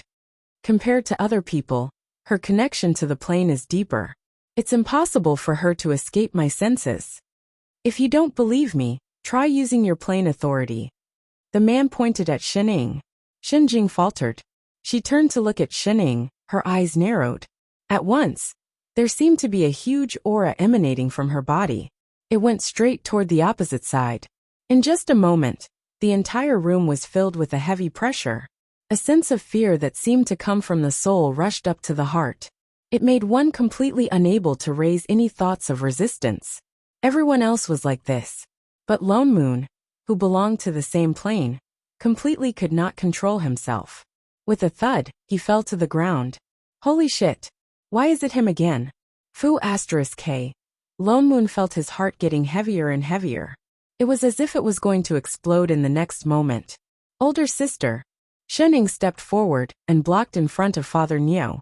Suddenly, as if breaking something, the pressure around them disappeared. Even Shenjing took a step back. Little Ing. She looked at the man in front of her in disbelief. I told you, the man said. She's no longer under the jurisdiction of your plane. Shenjing was stunned. Everyone else present also looked confused. They had no idea what they were talking about.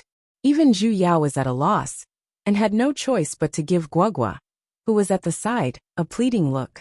To put it simply, what's wrong with her? Guogua asked. Yes, my wife.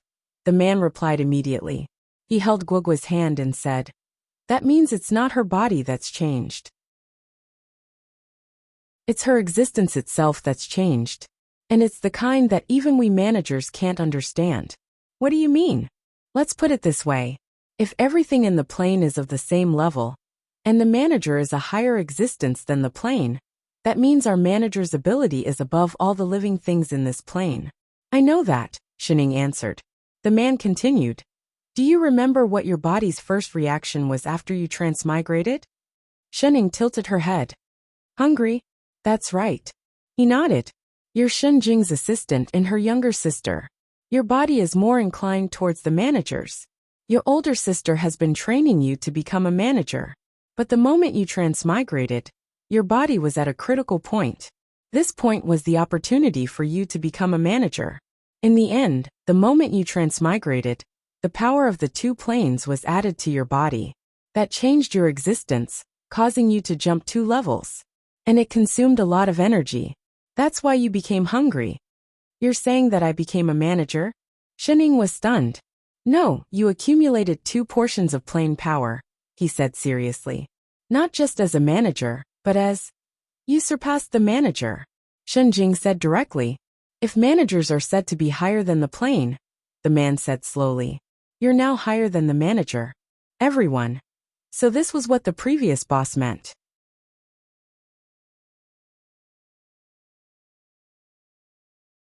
Chapter 293. Shen Ying and the others came with a confused look on their faces. And they also returned with a confused look on their faces. Lone Moon finally knew what was going on with Shen Ying's terrifying power. No wonder no matter whether it was immortals, gods, or fiends, even those infinitely close to managing fiend celestials, they could not do anything to her. Even the realm gates that ordinary people could not cross, she could easily tear them apart with her bare hands. She was not on the same level as them at all, although he did not know what the so-called plane power superposition meant. But thinking about it carefully, the difference between her and them should be the same as the difference between a 3-dimensional person and a 2-dimensional paper doll. But couldn't she just tear it apart with her bare hands? No matter how beautiful the paper was, it was still paper. He felt that he needed some time to recover. Shen Jing did not intend to stay any longer. After understanding the situation, she directly opened the plane gate and planned to go back. Shen Ying, on the other hand, looked calm as she nibbled on her fruit, as if she did not feel the arrogance on her body at all. Chef. Lone Moon nudged the person beside him who was in a daze. Let's go. Oh. I Ching nodded, turned back to look at Yu Yan who was hugging Zhu Yao, and then followed the few of them through the plane passage. So they were also master and disciple. Little Ying, I can't help you in your current situation. Shen Jing sighed and looked at the person in front of her with some worry. Suddenly, she did not know whether Shen Ying's situation was a good thing or a bad thing. You just work hard to adapt. Oh, Shen Ying nodded, indicating that she did not feel anything at all. Regarding your transmigration, I'm still investigating the reason. She frowned as if thinking of something. You said that you were playing a primitive game when you transmigrated, right? Primitive. Father Neo felt like he was shot by an arrow. Seeing her nod, Shen Jing continued. I'll investigate according to this clue.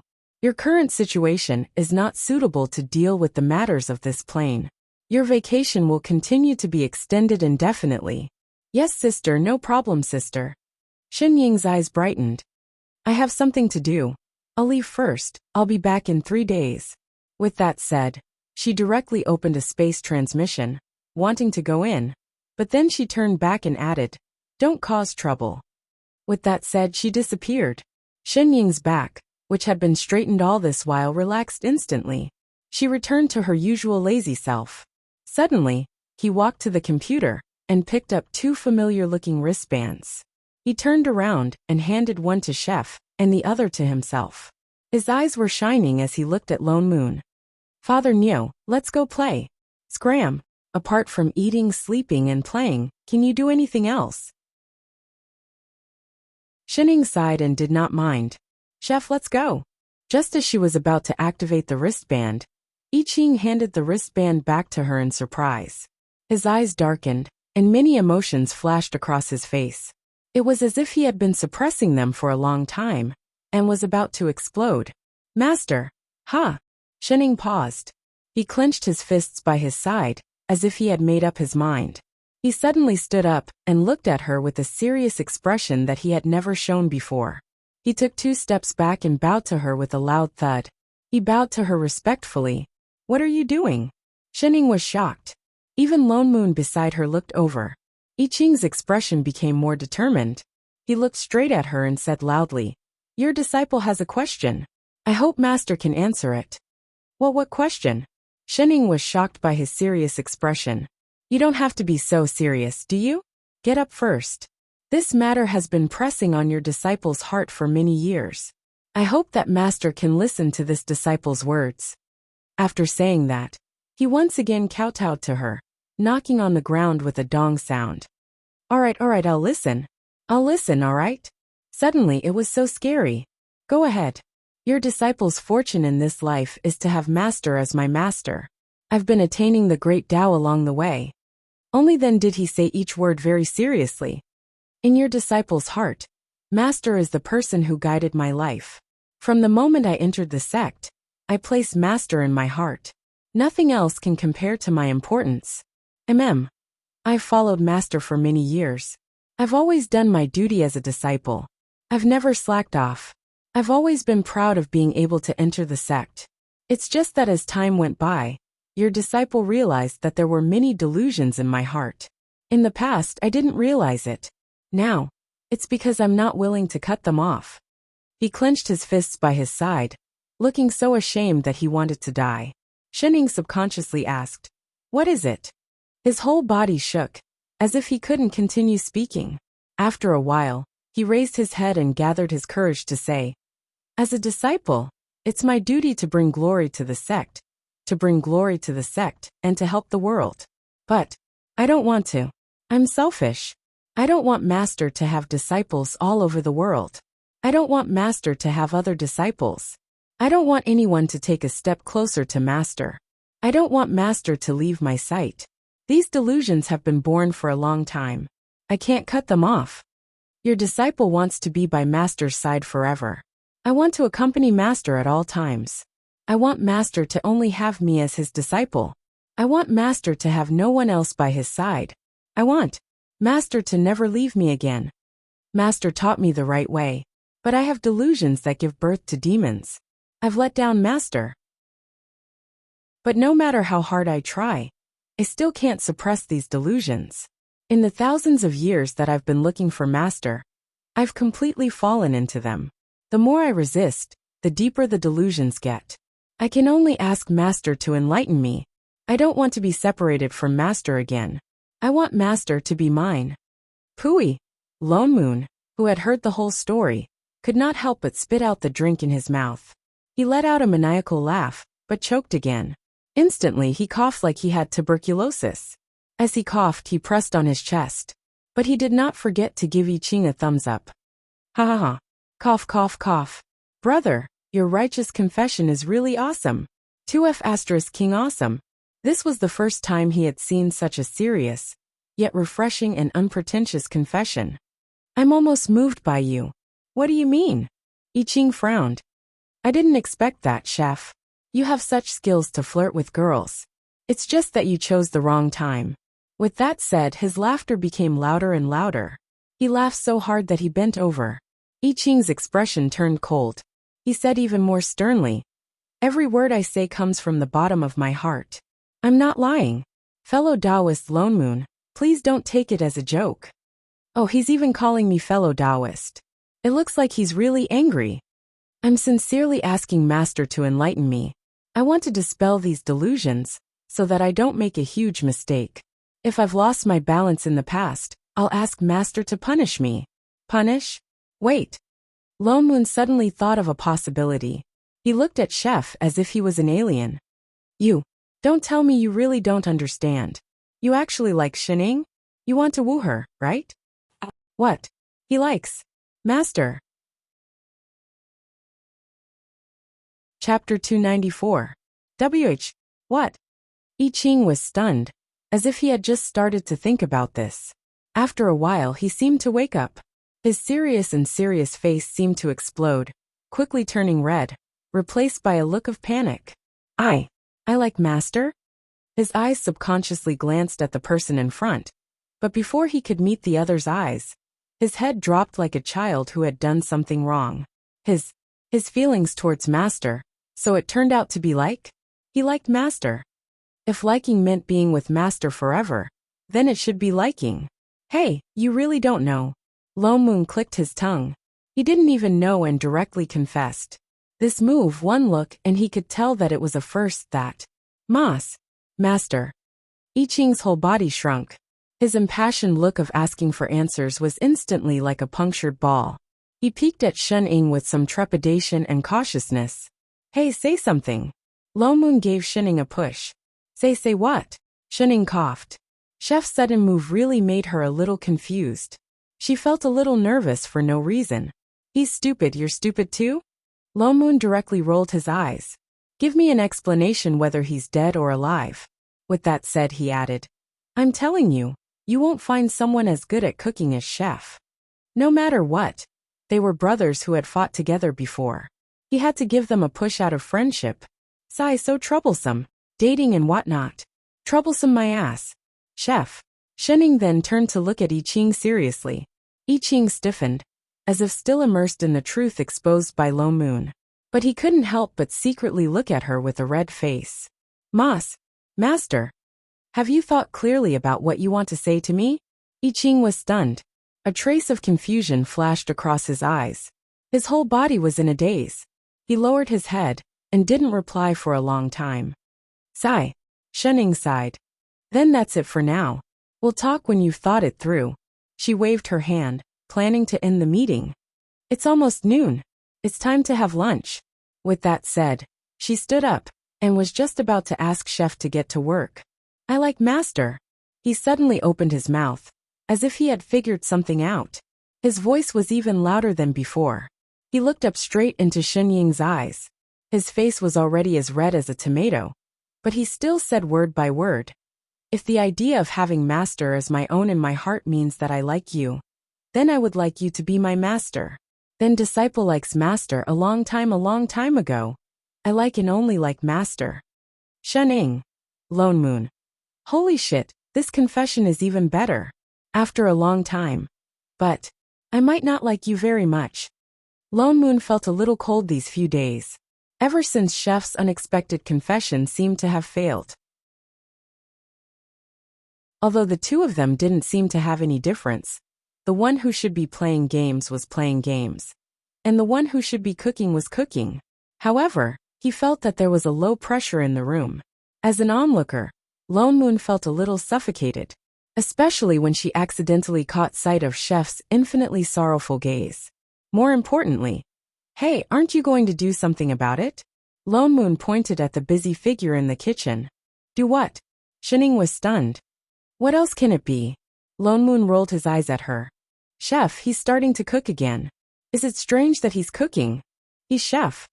It's not strange that he's cooking, but there's no need to cook more than 10 meals a day, right? Lo Moon pointed at the table full of dishes. Since that day, Chef had never left the kitchen. He had been cooped up in there to cook. He had seen people who got drunk after falling out of love, but he had never seen someone who kept cooking after falling out of love. It was also very hard for him to buy groceries, okay? I said I'm full, but he won't stop. Shen Ying spread her hands. Suddenly, she seemed to have thought of something. Oh yes, Father Neo, remember to pay for the gas. Get lost. He glared at her. After a while, he couldn't help but ask, do you really not have any feelings for Chef? A little, I guess. If you do, then go for it. Lo Moon said. When did you become such a wishy-washy person? Didn't she see that Chef's heart was broken? Shen Ying turned to glance at him. He's different. How is he different? Lo Moon looked confused. He couldn't figure it out before. Don't tell me you can't see it? All these years, everyone can see that he has feelings for you. He's about to dig his heart out for you. That's why it's different. Shen Ying frowned and let out a long sigh. I am indeed a little interested in him, but it's just a little. I don't know how long it will last, and I don't know when it will be over. If a relationship is destined to fail from the start, it's better not to start. Lone Moon was shocked. He gave her a strange look. You're afraid that if you break up in the future, you'll hurt Chef's heart. Shen Ying's eyes turned. I think so. Are you sick? Lone Moon suddenly reached out and touched her head. You don't have a fever. You're already full. Why did your IQ drop? Get lost. Shen Ying slapped his hand away. What happened to all those big principles that you used to trick me? Why aren't you taking them out now? Lone Moon rolled his eyes at her. Do you know what you're doing now? You're being spoiled. Huh. He finally threw the word back at her face. Instantly, his whole body felt refreshed. Is there anyone like you who breaks up as soon as they start dating? How do you know that you'll definitely break up with Chef in the future? Although things like relationships are quite unreliable, not everything will be replaced by time. I don't. I know that compared to you, Chef is indeed more affectionate and more persistent. You know that, and Chef knows that too. But when two people are together, it's not like they're competing in martial arts. Who's more and who's less? You're only thinking about what will happen if you break up in the future? Why don't you think about how much happiness you'll get when you're together? No, I'm afraid. You're afraid that you'll hurt his heart in the future, but now he's hurt too. But aren't you saying that no one can predict what will happen in the future? If you don't go and torment yourself, who knows what will happen? Why are you not willing to torment yourself when it comes to relationships? All right, as long as you're happy. When did you become such a pessimistic coward? In the past. Before he could finish, Shen Ying suddenly stood up, giving him a fright. You mean, you want me to accept it first? Yes, what are you afraid of? All right. Ha. Father Neo paused. He suddenly had a bad feeling.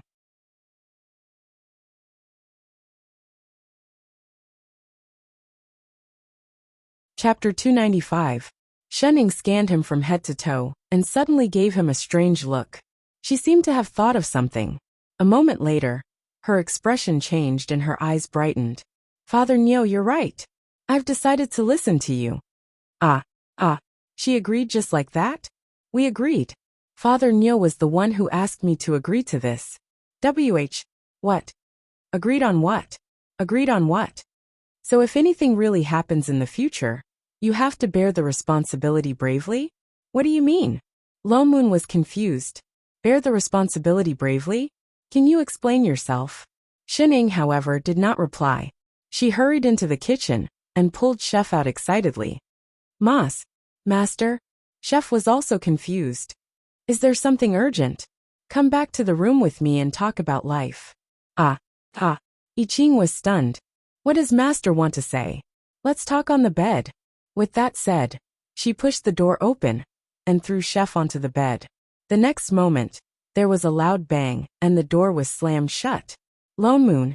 Hey, control yourselves. Mind your image. Do you have to be so wild in broad daylight? And the big light bulb was still on. He did not want to hear any discordant voices. Before I Ching could react, Shen Ying had already leaned over. She was so close that she was almost touching his body. He panicked. Before he could speak, Shen Ying's slightly cold voice suddenly sounded beside his ear.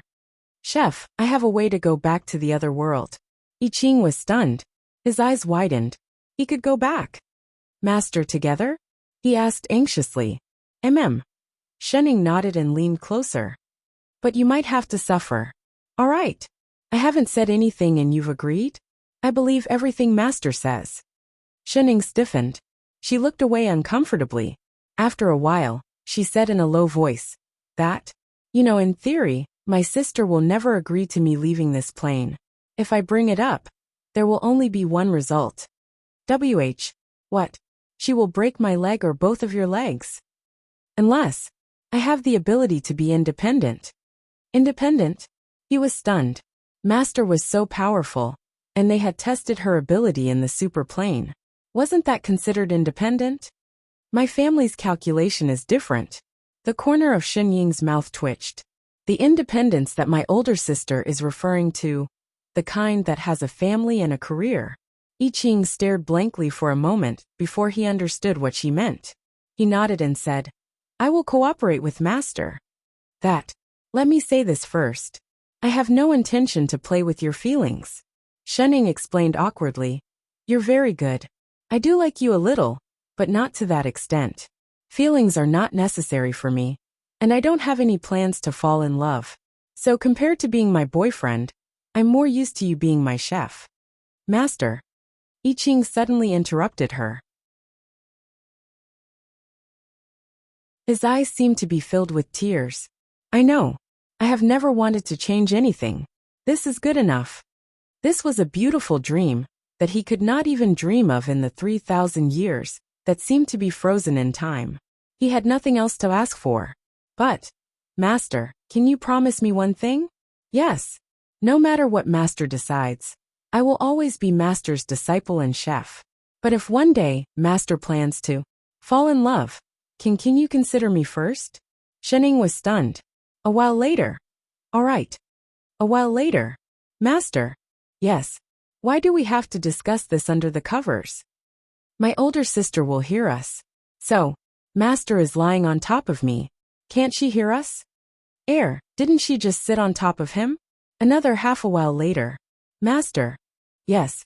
Will your older sister really break our legs? Don't worry. Father Neo is here. She will break him first. Then, she will not have the strength to hit us. Recently, Lone Moon kept feeling a chill on his back. Even if he used his immortal chi, he could not alleviate it. What's more, his right eyelid kept twitching.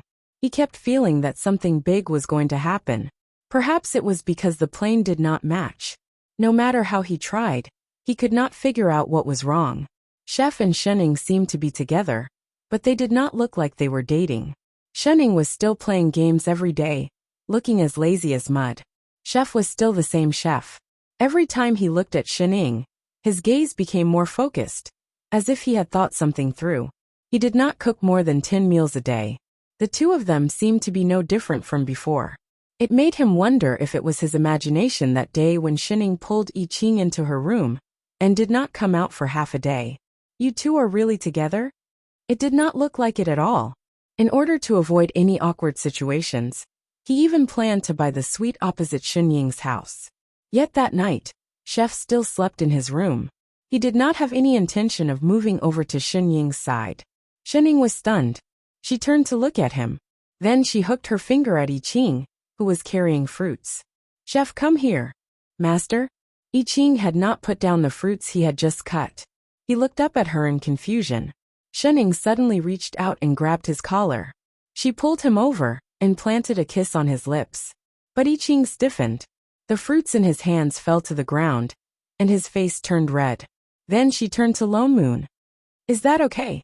Was this considered showing off? Lone Moon was about to mock her when a thud came from the side. A figure fell down and hit the ground. In the next moment, Shen Jing, who had been missing for a few days, appeared in front of them. Lone Moon. I Ching.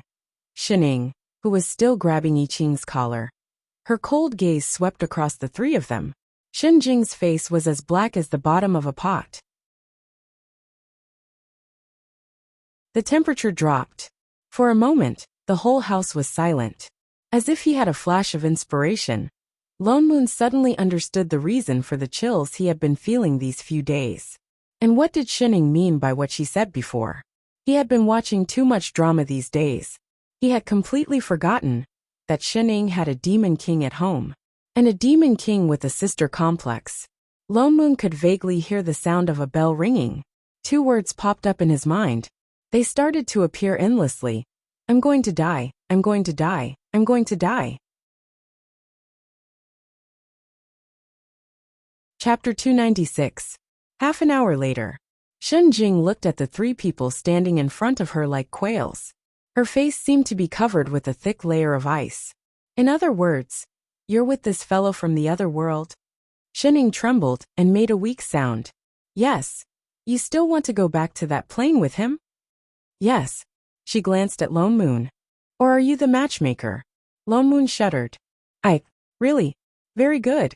Shen Jing took a deep breath, as if trying hard to suppress something. Come over here.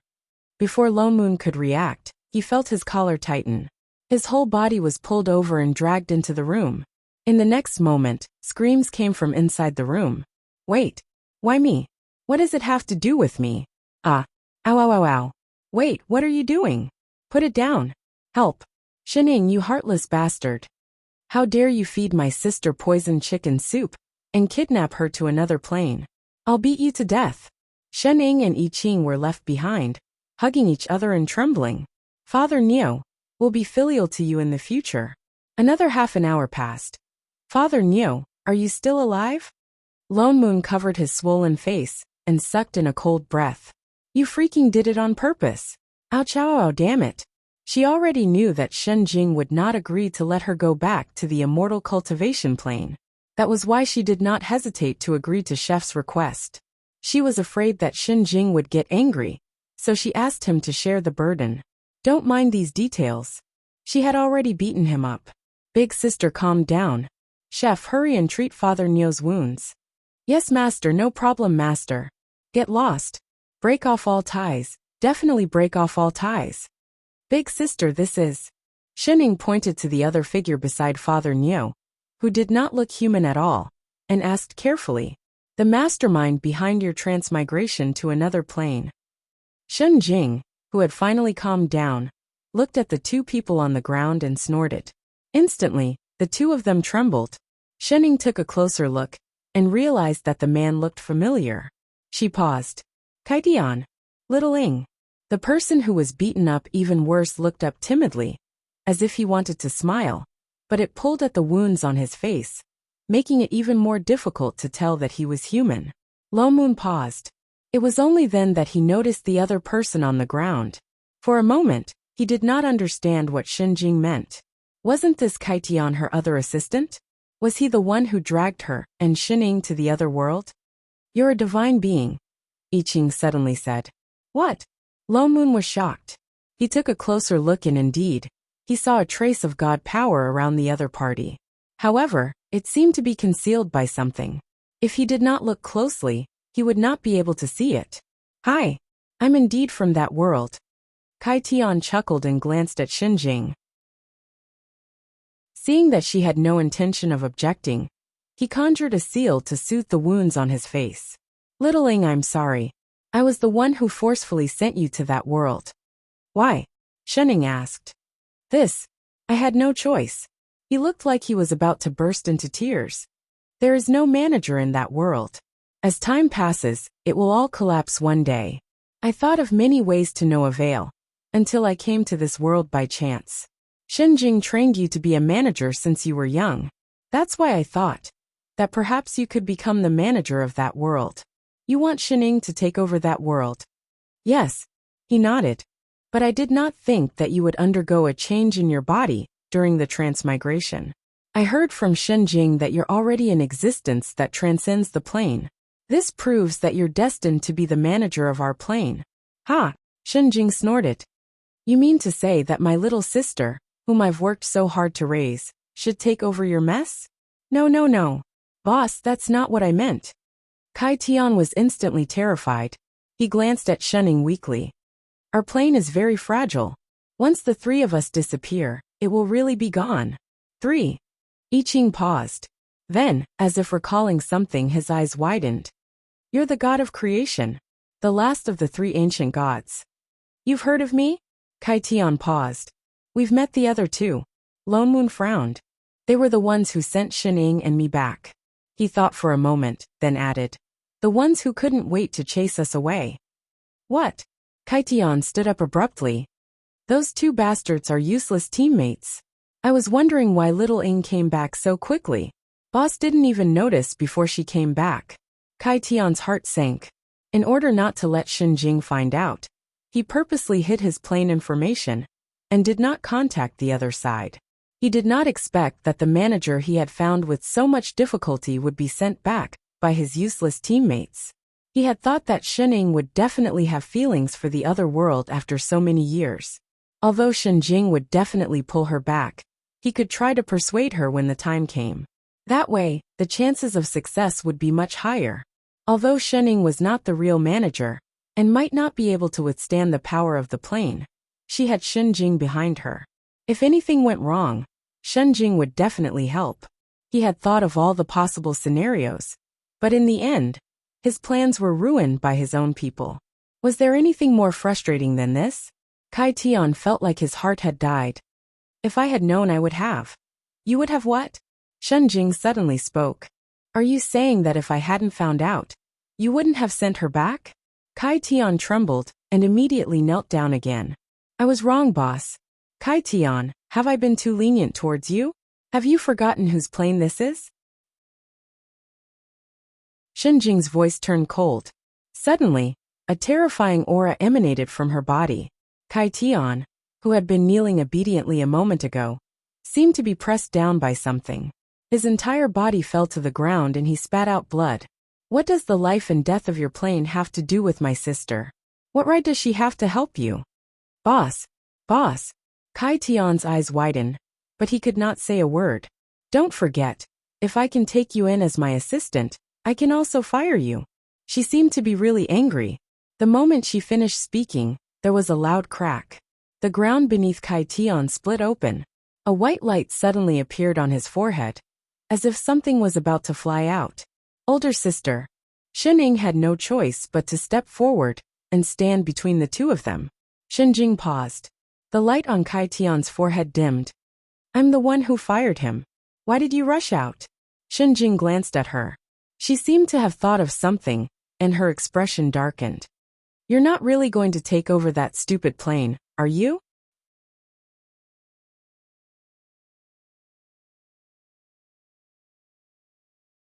Chapter 297.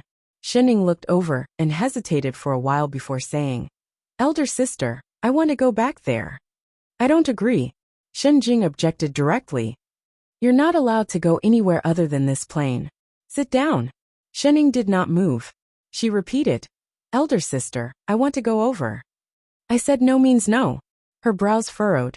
Do you know how dangerous it is to take over a plane? Have you forgotten how many times you've been attacked by malicious invaders since you were young? I haven't forgotten. Then you still dare to go? Let's not talk about whether you can handle the invasion. What if you get rejected by the plane? That probability is too low.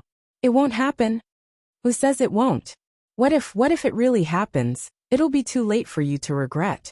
Elder sister, you're not allowed to go. But you can't stop me. Shen Jing's face paled for a moment. Then she turned to look at Shen Ying in disbelief. A hint of pain flashed across her eyes. What did you just say? Say it again? Shen Ying clenched her fists by her side. She stepped forward and held her hands with both hands before saying, Elder sister, I'm not a child anymore. You don't have to protect me anymore. I'm already stronger than you. Shen Jing faltered. She stared at her for a while before taking a deep breath. She paced back and forth in the living room a few times, as if trying desperately to hold back something. After a while, she stopped and walked back to Shen Ying. You really must go. Yes. All right. She turned and sat down on the sofa. Her whole body relaxed as if something had been removed. She leaned back on the sofa. I promised you that when you're independent, I won't bother you with everything anymore. Just think about it carefully. With that said, her gaze was like an icy knife, stabbing straight at Chef beside her. And you're right. With your current abilities, I really can't stop you. The little sister she raised with so much difficulty was about to fly away with someone else. She really wanted to kill that bastard who kidnapped her. But think about it carefully.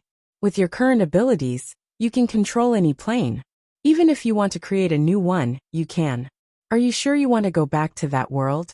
She turned to glare at Kay on the ground and said, Not even a manager has been there before. Who knows how many traps are waiting for you? Actually, you don't have to worry. Littling already dealt with the biggest problem last time. Kai Tian was still lying on the ground pretending to be a quail when his eyes lit up. He immediately said, Plus, I can help too. Humph. Shen Jing snorted coldly. You speak as if you can escape from under my nose. Super Kai Tian coward immediately shrank back. I can bring Father Niu and Chef along, Shen Ying said. He's more useful than Kai Tian. Kai Tian. Fine, he was stabbed in the back again. He can. Shen Jing pointed at the person who had occupied her kitchen the moment he arrived, then looked at Lone Moon. But he is originally from this world. If he goes to your side, it would more or less affect the plane. What if I become the manager's assistant? Shenning asked. Assistant? She frowned and turned to look at the traitor Kaitian on the ground. Becoming an assistant could indeed change the ownership of the plane. Think carefully. You can only have 2 assistants, and you can't change them. If not for this reason, she would have beaten Kaitian to death. Shenning nodded vigorously. Having Father Nyo is enough. She could already see her permanent vacation waving at her. Lone Moon, who was suddenly affirmed. Shenning was saying this to get them to go back to that world, wasn't she? She definitely was, right? Why did she suddenly have a bad feeling about this? Forget it. Your current abilities have already surpassed the existence of the plane. I can't control you anymore. You can decide for yourself. But before that, she turned and began to stare daggers at Kaitian. Then she kicked him. Since Littling has already decided to take over the plane, I won't pursue what you did previously. But you better settle the mess on your side otherwise. Yes, boss. No problem, boss. Kaitian immediately straightened his back. He felt as if he had been hit by a pie. This was great. Their plane finally had a manager. His years of hard work had not gone to waste. He was so happy that he wanted to cry. Asterisk, asterisk, asterisk, asterisk, asterisk, asterisk, asterisk, asterisk. Lone Moon never thought that they would be able to return to the immortal cultivation world so soon. What's more, Shenning had become the manager of that world. In other words, he could do whatever he wanted in the 3 realms. Although it seemed like it was the same in the past, being able to return to a familiar place made him excited for no reason. Shenjing merely drew a line in the air and opened a white passageway. Large amounts of familiar immortal chi surged towards them. They could faintly see the familiar scene inside. She was the manager of the plane after all. She was on a completely different level from the plane door that Godfiend opened. In the blink of an eye, they returned to Godfiend's divine realm. Kaitian's real name was Kaitian. He was indeed the last of the 3 great ancient gods who created the world. Perhaps he had suffered too much from Shenjing. But once he returned to the divine realm, he pulled Godfiend and Mingpa to scold them nonstop for 3 hours. He scolded the 2 of them like they were his grandchildren. Actually, this was entirely because the 2 of them had mistaken him for someone else. Kaitian had transmigrated to another plane to find a suitable manager. He had transmigrated to many planes until he arrived at Shenjing's world and found Shenning. That was why he used some tricks to hide his original plane. He made Shenjing think that he could not return and kept him as an assistant. He secretly connected the 2 worlds and wanted to send Shenning over. But Shenjing was a siscon and had always kept a close eye on her. He never found a chance until Shenning went on vacation. But it was during this period of time that Godfiend, who had been waiting in the original world for a long time, predicted that Lone Moon could solve the crisis in the demon world. Coincidentally, because of Kaitian's preparations, the plane could be connected. That was why he thought that Lone Moon was the manager that Kaitian had chosen and directly pulled him over. But Lone Moon had cultivated for hundreds of years and completely did not display the ability to control planes. In addition, Kaitian did not respond. Godfiend was completely disappointed with the manager. In addition, after Shenning transmigrated, she had always treated this world as a vacation. She did not reveal any of her abilities in terms of planes. In addition, Shenning changed when she transmigrated. Even they could not predict her limits. This made Godfiend feel threatened and treated her as an intruder. He found a chance to kick Shenning out of the plane together with Lone Moon after resolving the crisis in the demon world. Lone Moon wanted to beat Godfiend up, but on account that Kaitian had already made a move, he endured it. After Kaitian gave his instructions, he returned to the other plane. He had already accepted Shenjing's assistant seal. Even though he was originally a creation god here, he no longer belonged to this plane. That was why he could only go back and continue working for Shenjing. He might also have to add in Shenying's previous job.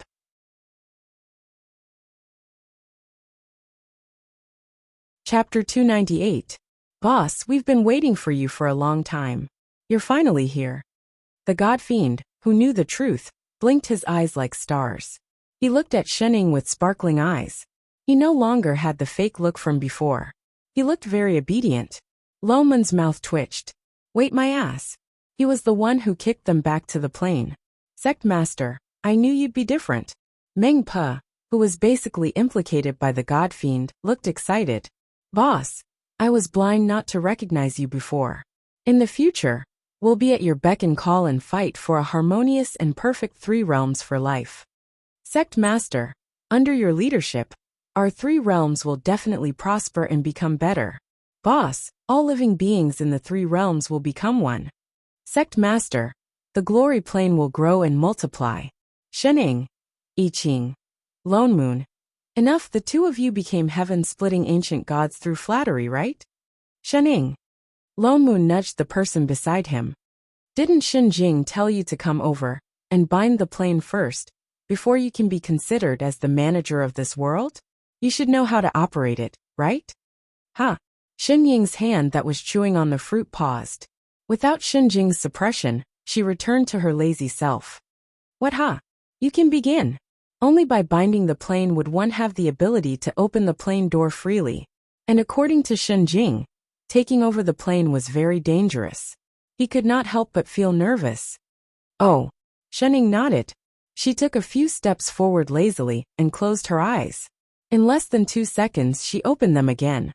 It's done. What? It's done? What happened to the promised danger? What happened to the what if? Shening nodded. This was too fast. There was no lightning or any special effects. At the very least, they should have signed a contract, right? Was the binding of the plane too casual? Or was this plane too immoral? Oh yes. Shening suddenly thought of something. She turned to the God Fiend. Do you have a pen and paper? Yes, yes, yes. The God Fiend immediately nodded his head like a chick pecking at grains. With a wave of his hand, an illusion instantly materialized in front of him, along with the table and chairs. He smiled even more radiantly and said, Boss, please. Shening walked over and sat down. She picked up the brush and started writing. After a while, she picked up the 2 pieces of paper and handed one over. What's this? Lone Moon subconsciously took it. Proof of you and Chef's assistance. Lone Moon stared blankly at it. He read it carefully several times before he recognized what was written on the paper. I hereby hire Mr. Father Neo to be the assistant plane manager of Q23333 Immortal Spirit Plane, and hereby grant this certificate. Plane Management Committee *year *month *day. Winky face, what the hell? So the position of a manager's assistant was also this casual. Just a piece of paper? Also, what was this brush writing that looked like a dog crawling? If you don't know how to use a brush, can't you make a fountain pen? And to hell with Father Neo. Lone Moon was about to spew out his complaints. In the next moment, the paper in his hand suddenly lit up. A blinding golden light instantly enveloped his entire body. In the next moment, he felt a chill on his forehead. An unfamiliar symbol suddenly floated out of his body. It was an infinity symbol in the shape of an inverted figure 8. He didn't have time to think about what it was. Suddenly, those black words that looked like a dog crawling on the paper floated up. As if they were alive, they surrounded that symbol, getting tighter and tighter. With a ding sound, that symbol seemed to be crushed. It disappeared along with those words.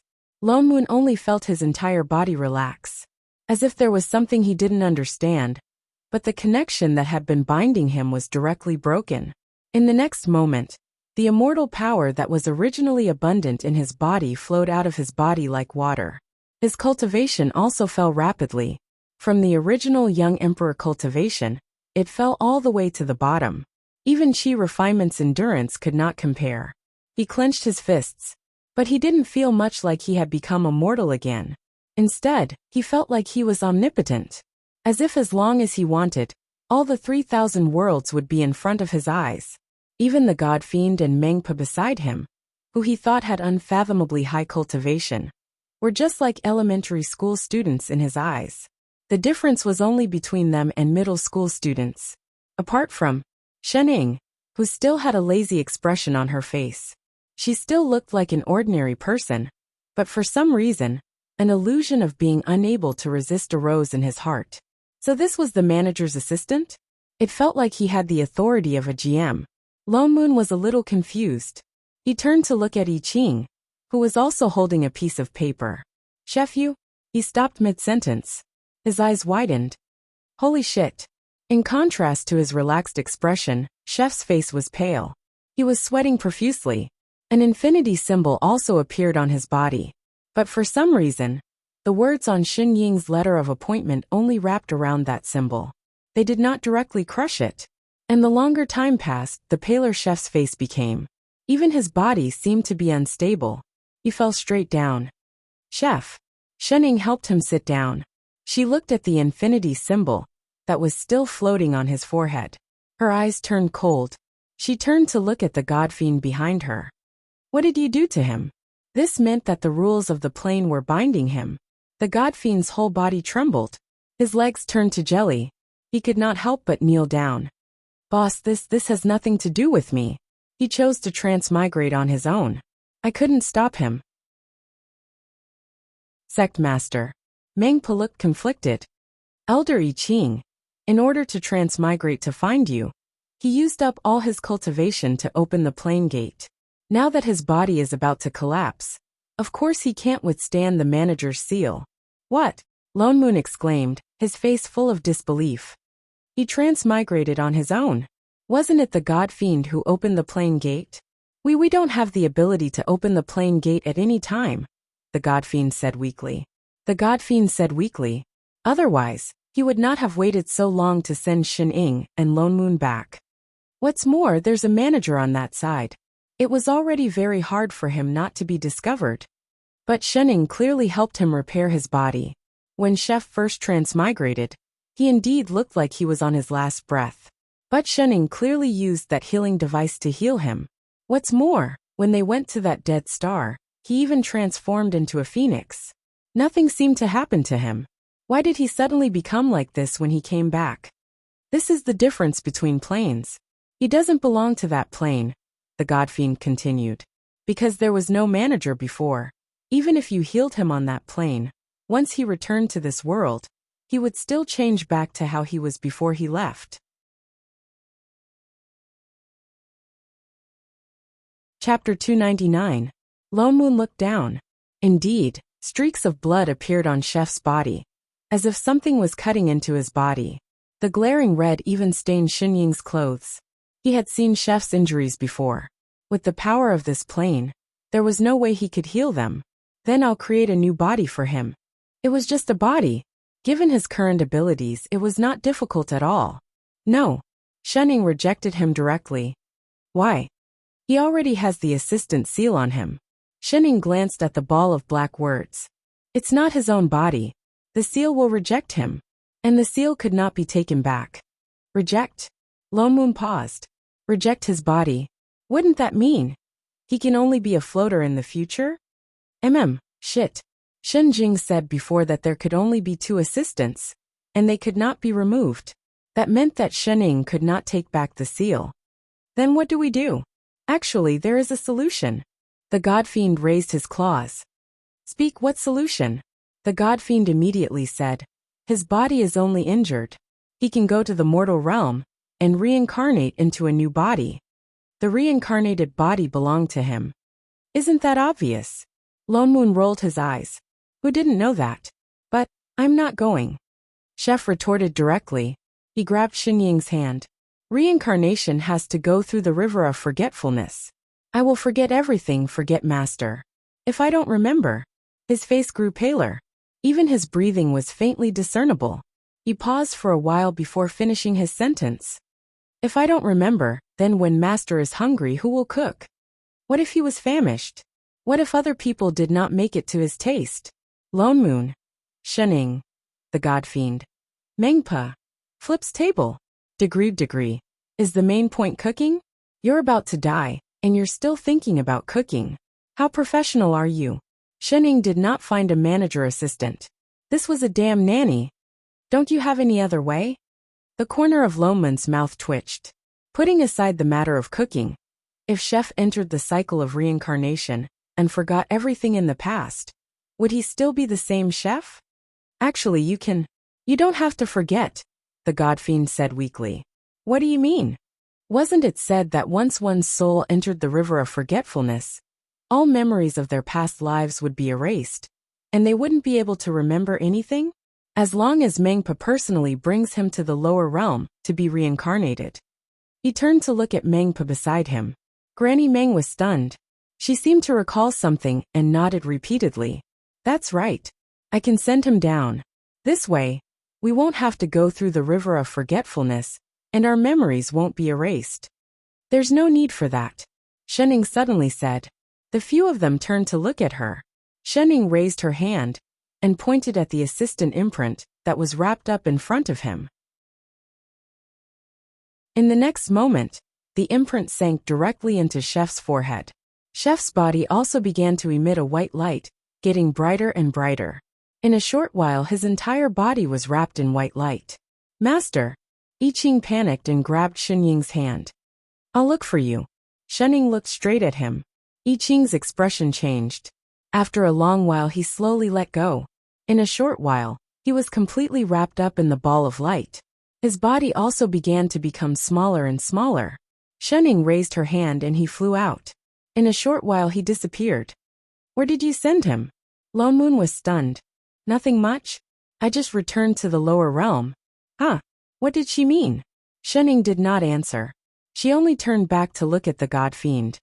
Next, it was time to settle scores. The god fiend suddenly felt his entire body become heavy. A huge pressure covered the sky and covered the earth. He could not even think of resisting. The god fiend directly knelt down. Although he did not have a physical body, his body distorted, as if he was going to disappear in the next moment. Shenying walked towards him step by step. With every step she took, the pressure around her increased. Her voice was not as lazy as before. She said word by word. Indeed, I won't feel good if I don't beat you up. Wait, boss. The god fiend hurriedly shouted for mercy. I can explain. I didn't know it would be like this. Help. Before he could finish speaking, Shenying's fist had already landed. In a moment, the entire divine realm reverberated with his tragic cries.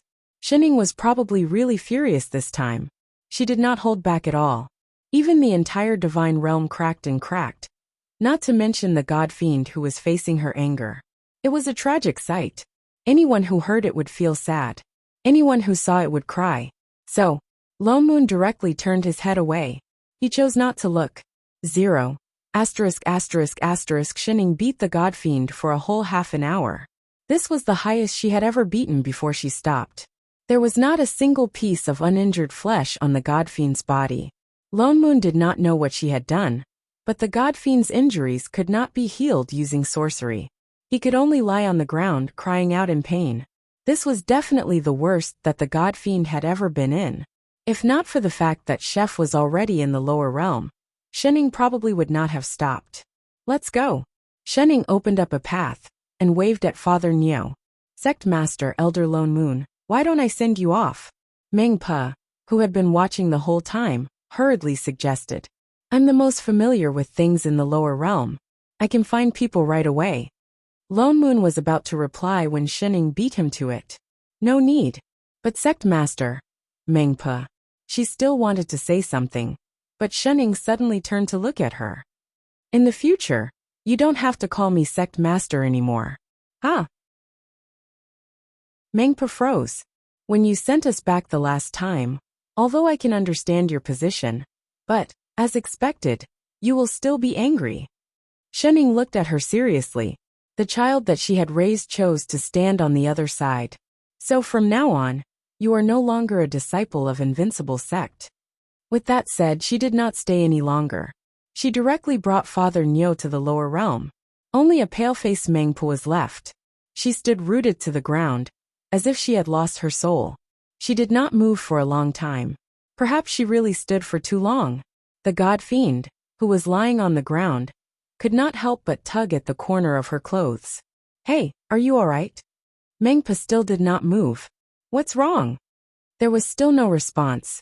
A moment later, there was a dripping sound. A water droplet fell and hit the god fiend's hand. Why are you crying? Mengpa seemed to wake up. Her legs gave way, and she sat on the ground. She wailed loudly. Wah! It's all your fault, all your fault, all your fault. I said I don't want Sect Master to go back, but you refused to listen. You even said it was for the 3 realms. It's all because of you that she's angry at me. You don't have to be so sad. Do you? I didn't know that she was the manager that Kai Tian found. I don't care. Give Sect Master back to me. Give her back to me. Wah! Mengpa became more and more upset as she cried. As she cried, she even hammered the person beside her. Wait, don't hit me. Ouch. I'm going to die. I'm going to die. Wah! Why was he always the one getting beaten up?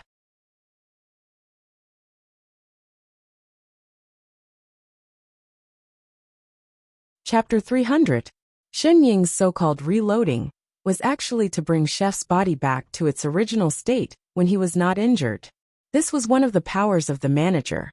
The manager managed everything in this plane, including time and space. But Chef's reloading meant that he returned to the stage of a newbie.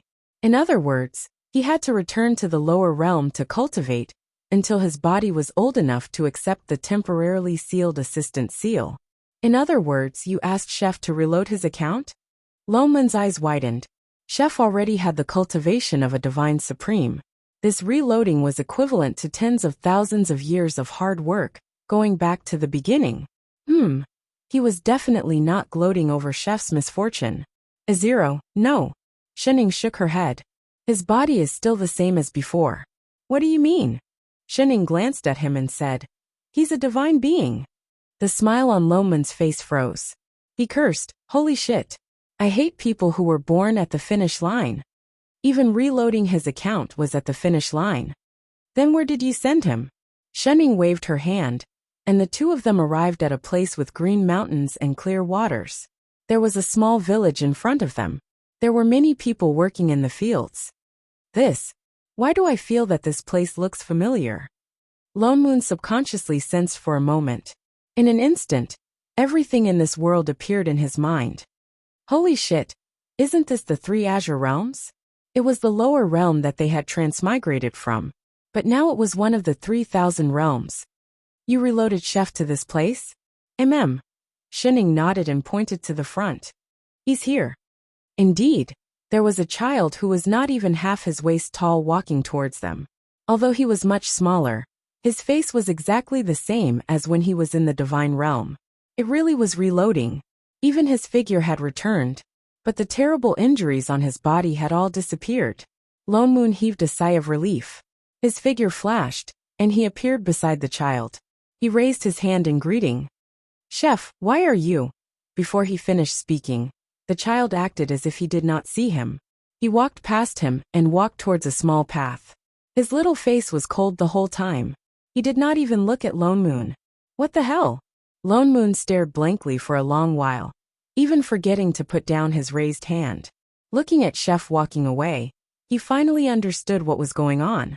In a flash, he returned to Shen Ying's side. What's going on? Didn't you say that he wouldn't lose his memory? Her attitude clearly didn't seem like she knew him. I just sealed it, Shen Ying replied. After thinking for a moment, she added legacy. Lone Moon paused, then reacted immediately. The dragon race had their own heritage. Chef's memories naturally had this heritage. Although his body was an innate sword embodiment like before, he still could not bear the heritage of the dragon race. Therefore, he could only seal it for now. It would probably take a long time before he could slowly unseal it. In other words, he still did not have the slightest bit of cultivation. Why did he suddenly feel more comforted? Wait, he suddenly thought of a problem. Then, do we have to stay here and watch him grow up before we can go back? Yeah, right my ass. What was the difference between that and reincarnation? As a manager, is it really okay for you to slack off? Yet they couldn't just leave Chef here. He was no different from a real mortal now, who knew what would happen if they left him here. Go and stop him. Lone Moon pushed Shening. You have to at least get your disciple back, right? Although he was originally a divine race, if he did not cultivate, who knew when he would receive the assistant seal? Oh, go get your disciple back. Only then did Shunning slowly walk over to that side. The child who was stopped again did not walk directly from the side this time. He stopped in his tracks and looked up at the woman in front of him. His eyes were filled with confusion. You. Shunning squatted down and looked straight at the child in front of her. Remembering Father Nyo's instructions, she asked seriously, "Do you know how to cook?" The child. Lone Moon. There was a moment of silence. Straight face, the next moment. Aya, he ran away.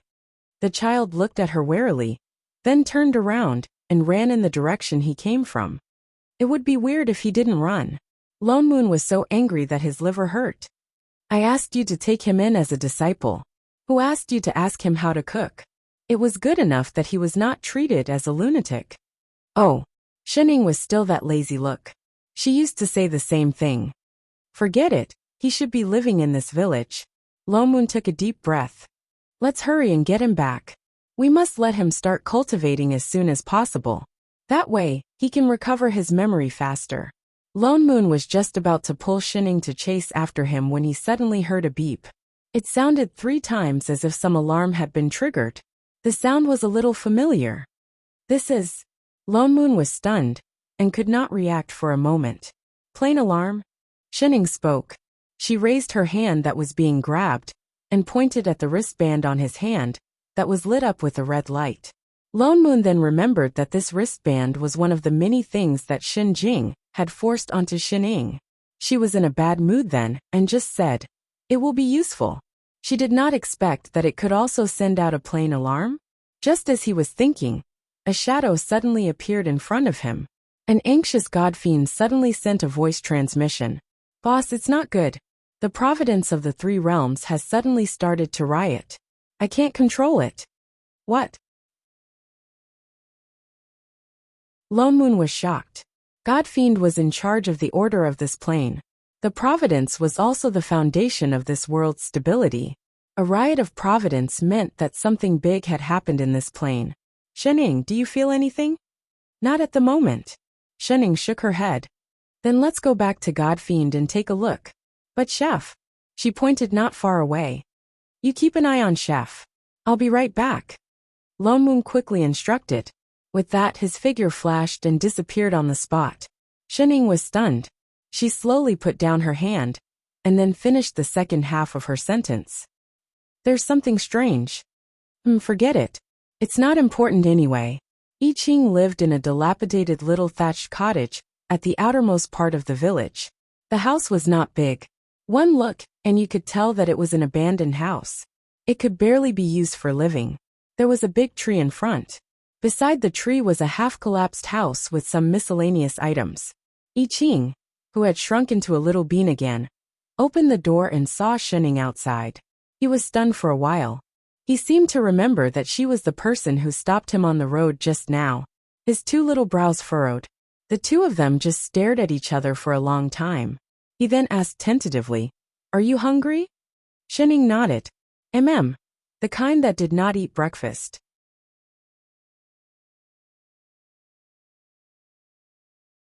Chapter 301. So it was because she was hungry that she had been following him? The child looked as if he had figured out the reason. He then opened the door to the courtyard. Come in. Shunning followed his advice and walked in. She scanned the room, which was old and shabby, but still relatively clean. She turned to look at the little bean who was busy at the side. Perhaps it was because of the time difference in the divine realm. He was already a 10-year-old child in the time she took to beat up the godfiend. Wait here for a while. He turned to enter the house and took out 2 salted fish from somewhere. These were given to me by Granny Wong from the village. These are all I have. Shunning looked at the salted fish in his hand and did not say anything. You don't know how to cook? Seeing that she did not take it, the child could only ask. No. She shook her head firmly. He looked at the salted fish awkwardly and then glanced at the half-collapsed house. After a while, he seemed to have made up his mind. Wait a moment. He walked in. Shunning then realized that it was originally a kitchen. She could even see a stove. He stood on tiptoe and placed the salted fish on the stove. He ran back to the well in the yard to get a bucket of water and carried it in. He then moved an old chair over and began to brush the pot on the stove. As he brushed, he said to Shining, who had no intention of doing anything, "I've never cooked before. I don't know if I know how to." As he spoke, he brushed the pot even faster. It was as if his body was instinctive. Even the salted fish, who did not know how to cook at all, had a dozen methods in his mind. He subconsciously muttered, "It's a pity there's no rice." "I have it," Shining suddenly said. The child who was brushing the pot was startled. He turned to look at Shining, who had suddenly approached him. Before he could react, Shining reached into the pouch beside her and pulled hard. The pouch was only the size of a pouch, but in an instant, she pulled out a sack that was even bigger than his body. It was filled with white rice grains, each crystal clear and plump, and he could faintly see a faint white gas coming from it. "Here." Shining placed the sack at his feet. The child jumped down from the shabby chair and curiously looked at these seemingly beautiful grains of rice. For some reason, another thought emerged in his mind. He opened his mouth and said, "Red spirit beast meat is very fragrant, but it's a pity that there's no." "I do." Before he could finish his words, the person in front of him took out another piece of bright red meat from the bag. His eyes widened even more. "Red spirit beast and ordinary chicken." "I do." She took out another piece of chicken. That immortal spirit goat." "I have it." He took it out. "Swamp beast." "I do." He continued digging. "Fresh fragrant grass." "I have it." He was still digging. "Onion and ginger." "I have it." He dug around without restraint. "Oil, salt, sauce, vinegar." "I have it." Wolfel took it out. "Pots and pans." "I have." 10 minutes later, the kitchen floor was filled with all kinds of ingredients. Even the yard outside was filled with them. The child was shocked at first, but he was completely calm towards the end. He turned and climbed back onto the shabby chair, and quickly started cooking. The more he cooked, the more confused he became. He had never cooked before, but once he got the ingredients, his body knew what to do subconsciously, as if it was instinct. An hour later, fragrant dishes filled the entire table. Shining didn't need anyone to call her. She was already sitting in front of the table, and like a gale sweeping leaves, she began to eat. On the other hand, the little bean at the side had a confused look on his face, as if he had no idea what was going on. He glanced at the person eating happily beside him, but he didn't feel the slightest bit out of place, as if this was how it was supposed to be. He turned to look at the leftover ingredients on the floor, and then nudged the person next to him. "Do you want to keep it?" Shining stopped eating, and directly pulled off the storage bag beside her and handed it over. The child was stunned, and subconsciously took it. Only then did he understand that she wanted him to keep it. He swung his legs and slid down from the chair, and began to put the ingredients on the floor into the storage bag one by one. The more he stuffed, the more surprised he was. He had never seen such a magical bag. There were so many things in it, but it wasn't heavy at all, as if it could never be filled. He couldn't help but flip it left and right twice. After a while, he walked back and handed it back to the big sister, who suddenly appeared at his doorstep. But she didn't take it. As she ate, she raised her chin at him vaguely. "It's yours. It was originally chef's. She just brought it over." "Huh?" He was shocked, and his little eyes widened. "You want to give it to me?" "Yes." He was a little hesitant, and after thinking for a while, he put it back beside Shining. "I can't take it." "Ah." Shen Ying's hands paused and subconsciously replied, "Then what about cooking in the future? Do you still want to cook?" He was stunned. "Don't you want to?" she asked. Oh. Only then did he put the bag back. His little shoulders slumped. He seemed to be pestered by this strange big sister. He squeezed the bag in his hand. He was still a child after all. His eyes were bright, as if curious and excited. He looked at Shining, who was eating, as if he wanted to ask something but didn't know where to start. Shining felt a little uncomfortable under his stare. She pointed to the bowl and said, "Eat first. We'll talk after eating." He looked down and shook his head. "I actually don't need to eat." "Ah." Shining looked up. As if afraid that she would misunderstand, he immediately explained hurriedly, I mean I've never been hungry since I was young. I don't know why either." After he said that, he seemed to remember something and added, "This is my secret. Big sister, don't tell anyone, okay?" Although he was only 10 years old, he still vaguely understood some things. For someone like him who didn't need to eat, it must be abnormal. He had never told anyone this secret before. He didn't know why he blurted it out today, as if he instinctively thought that it was okay to tell her. "Oh," Shining replied. Then, as if remembering something, she continued to eat. Shining ate very quickly, but there were too many dishes on the table. After half an hour, she had only eaten less than half of them. She kept eating, and the child kept watching from the side. He tried his best to hold back the questions in his heart, watching as she was about to put down her chopsticks. His little face lit up instantly. Just as he was about to speak, a young male voice suddenly came from outside the house. "Hey, wild boy, are you there?" A little head squeezed through the door of the courtyard. He scanned the courtyard, and a glimmer of light that didn't belong to his age flashed in his eyes. Xinying's hand paused. "Yo!"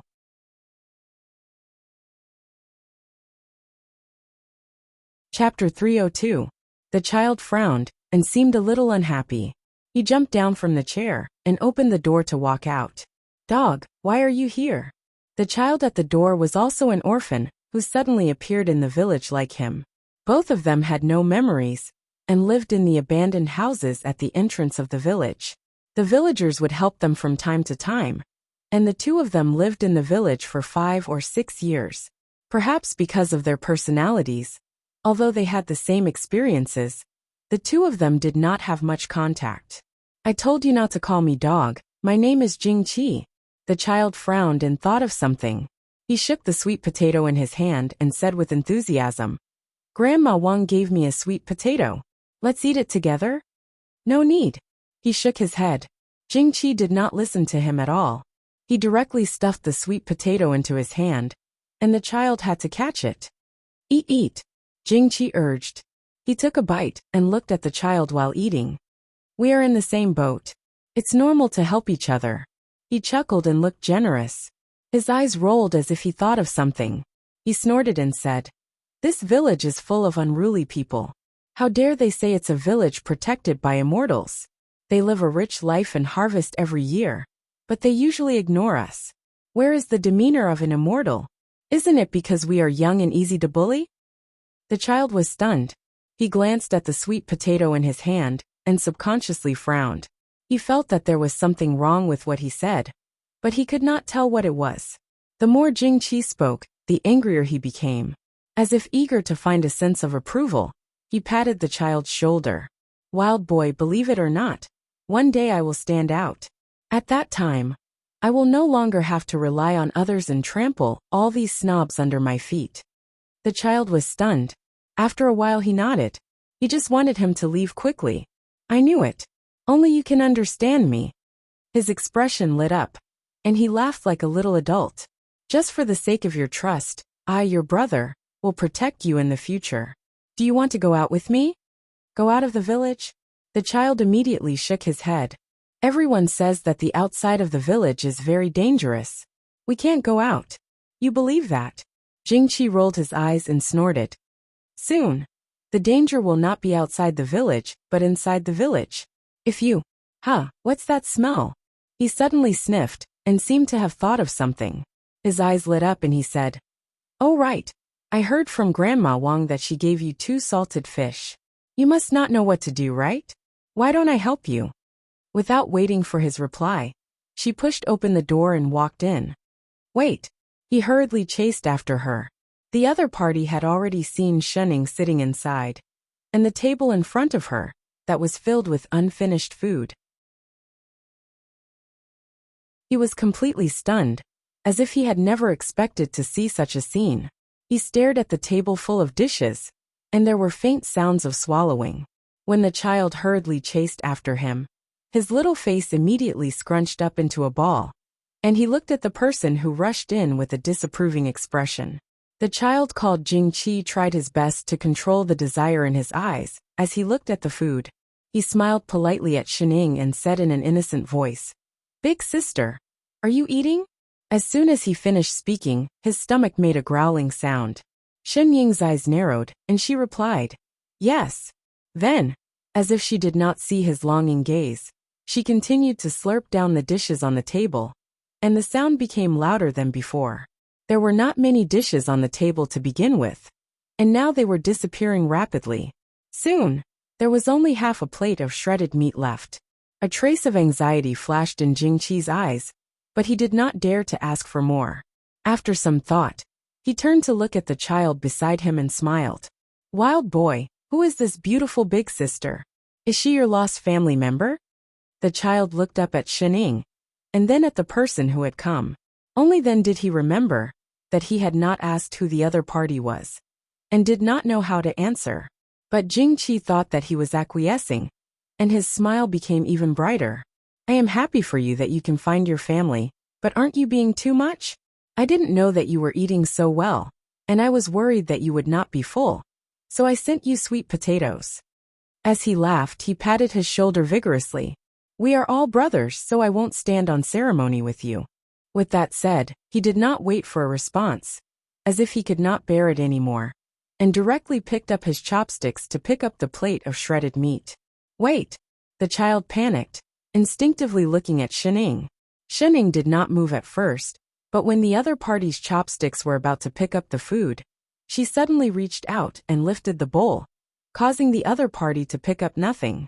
Then, in front of the other party, she slurped it all into her mouth, leaving not even a bit of gravy. Only then did she put down the bowl, touch her belly and say, I'm full.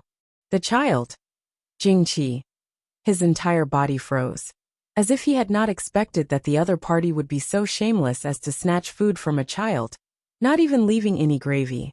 His face immediately paled, and his face was full of disbelief. Instead, the child beside him thought of something, and ran back to the kitchen, took out something and handed it to him. Doggy, this is for you. Unsurprisingly, it was the 2 salted fish. Jingqi was stunned for a moment, and a sense of humiliation that he had never felt before rose in his heart. Anger suddenly surged, and he slapped the child's hand away. What do you mean? Do you think I'm a beggar? Not knowing if it was because of anger, his entire face turned red, and his whole body began to tremble. Wild kid, I did not expect you to be like the people in the village, such a selfish person. Do you think I care about your dishes? The child touched his red hand. At first he was not angry, but now he frowned and said seriously, These are big sisters, I can't give them to you on her behalf, but the salted fish are mine. With that said, he handed the fish in his hand. You! The other party became even angrier. He looked at Shen Ying, as if he wanted to explode in anger, but in the end he was afraid, and could only turn to glare at the child beside him. To think that I thought you were different from the others, and wanted to help you. I did not expect. You will pay for your stupidity. He seemed to have thought of something, and with a cold snort, he turned and stormed out. He looked as if the other party had really let down his great kindness. On the other hand, the child looked confused, completely not knowing what was going on. He was not wrong. Those dishes were all brought by Big Sister. He was only responsible for cooking. Of course, Doggy had to ask Big Sister if he wanted to eat. Just as he was thinking, a big hand landed on his head. That Big Sister who could conjure many ingredients suddenly reached out and touched his head, looking straight into his eyes. He only felt a warmth in his heart, and a sense of joy rose in him for no reason. Was Big Sister comforting him? He subconsciously moved closer, wanting to let this trace of warmth linger a little longer. But he saw that she suddenly bent down and gave him a beautiful smile that made his heart tremble. In the next moment, a sweet voice sounded in his ear. It's time to wash the dishes.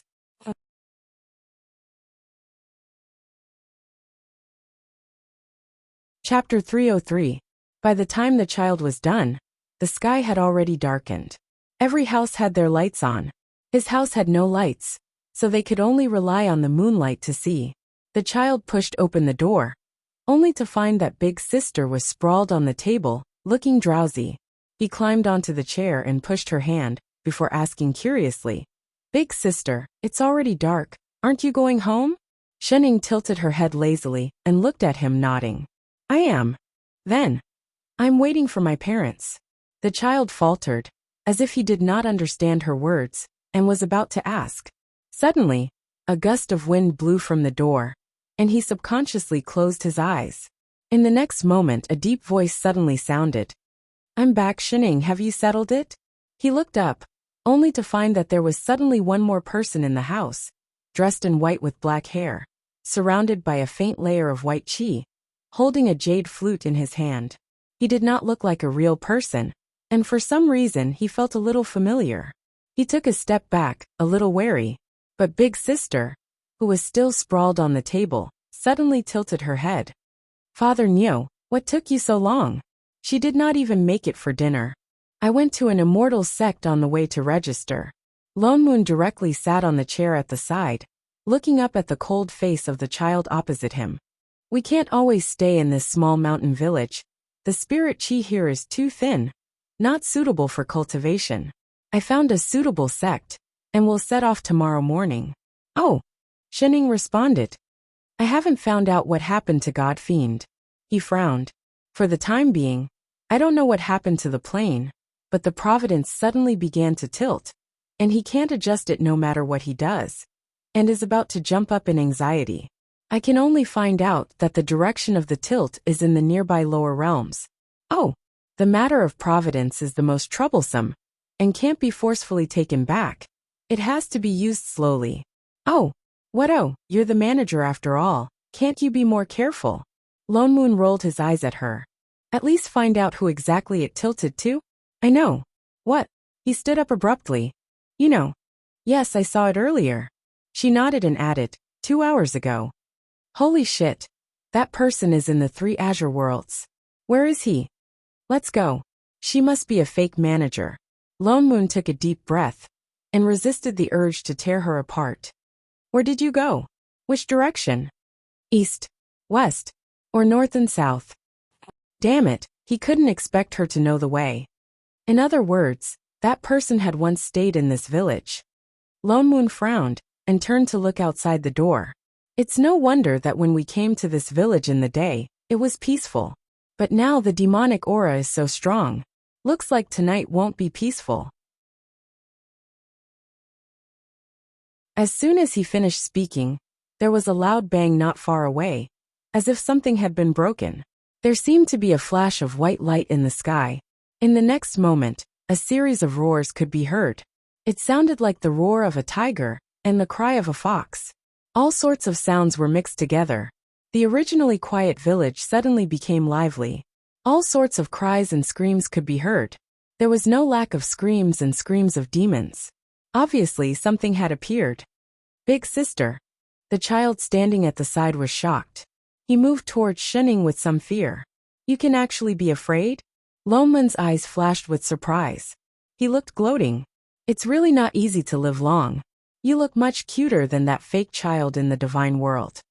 The child was stunned. Although he did not understand what Lone Moon was saying, he seemed to be angered by his teasing tone. He took a deep breath and walked out. He sat back on the chair with a serious expression. His little hands were clenched tightly, and he sat up straight. What an uncute child. Aren't you going to help? Shining looked outside and gestured. There's a protective array in this village. What we broke was only the outer layer. Lone Moon had no intention of moving at all. Although the array inside is not very powerful, it should be able to protect tens of villagers for a night, as long as they don't come out and court their own deaths. What's more, there's an immortal sect nearby. With so many demons barging in, they will naturally sense it. At most, they will send people here at dawn. Shining did not reply. She only glanced at him. And Godfiend also said that. Lone Moon continued with a serious expression. The fate of mortals is predetermined. We'd better not interfere easily. Oh. Shen Ying's eyes narrowed. She suddenly said, You listened to him? Lone Moon's whole body stiffened. As if recalling something, he cursed under his breath. Shit. Damn it. He almost got tricked by that bastard Godfiend again. He stood up directly and instructed the child opposite him.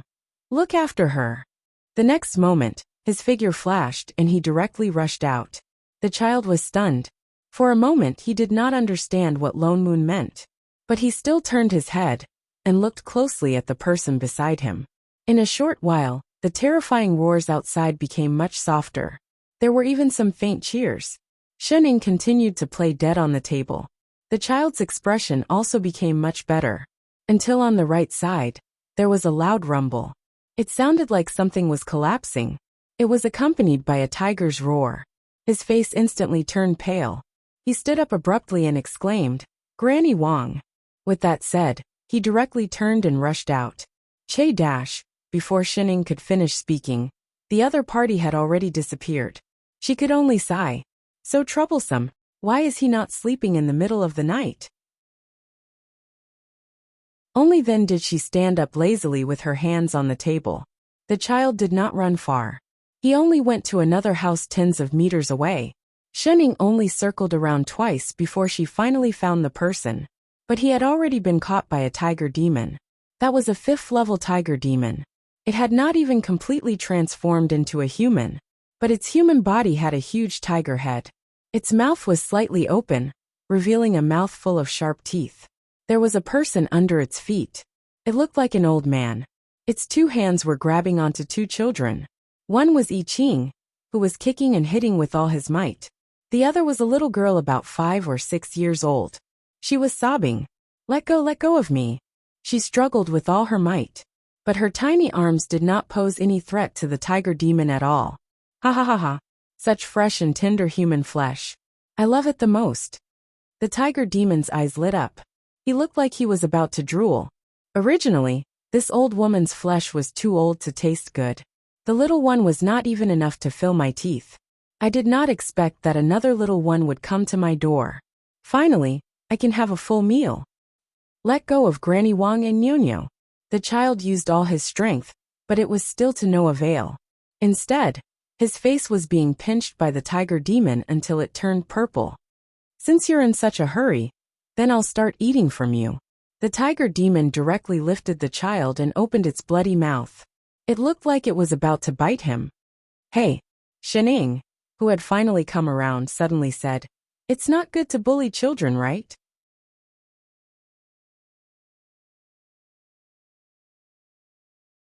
Chapter 304. The tiger demon paused and turned back abruptly.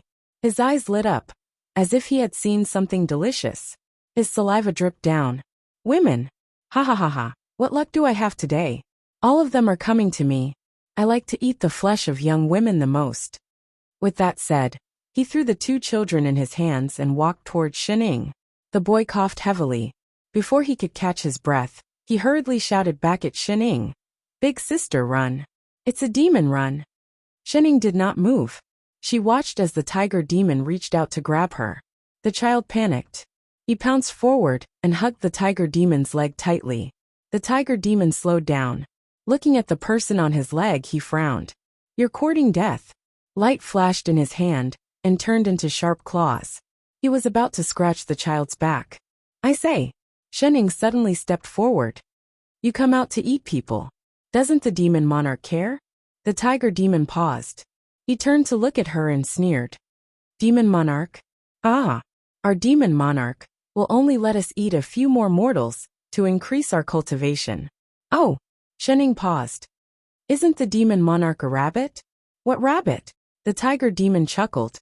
"Little girl, be good and let me eat you. I'll let you die a quick death." With that said, he reached out to grab her heart.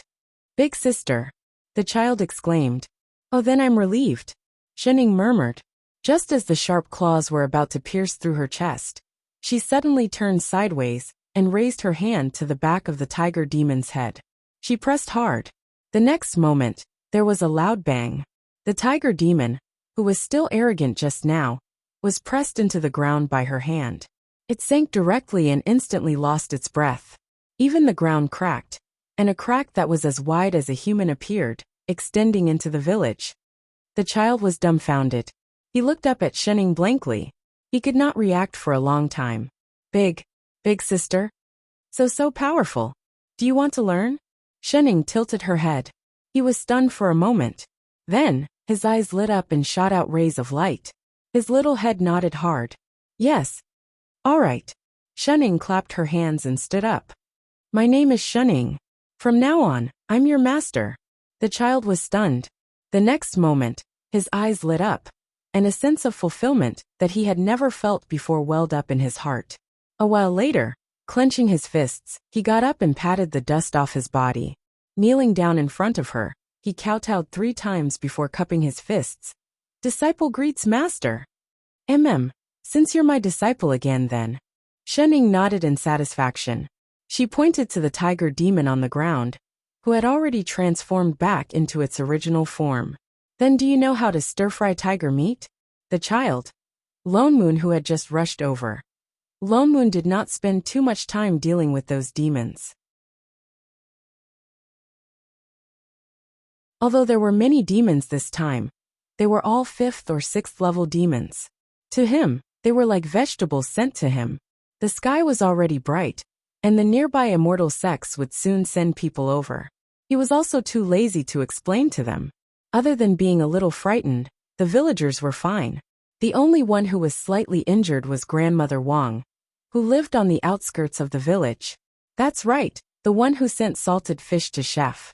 That was an old man in his 60s, alone with a 5 or 6-year-old granddaughter.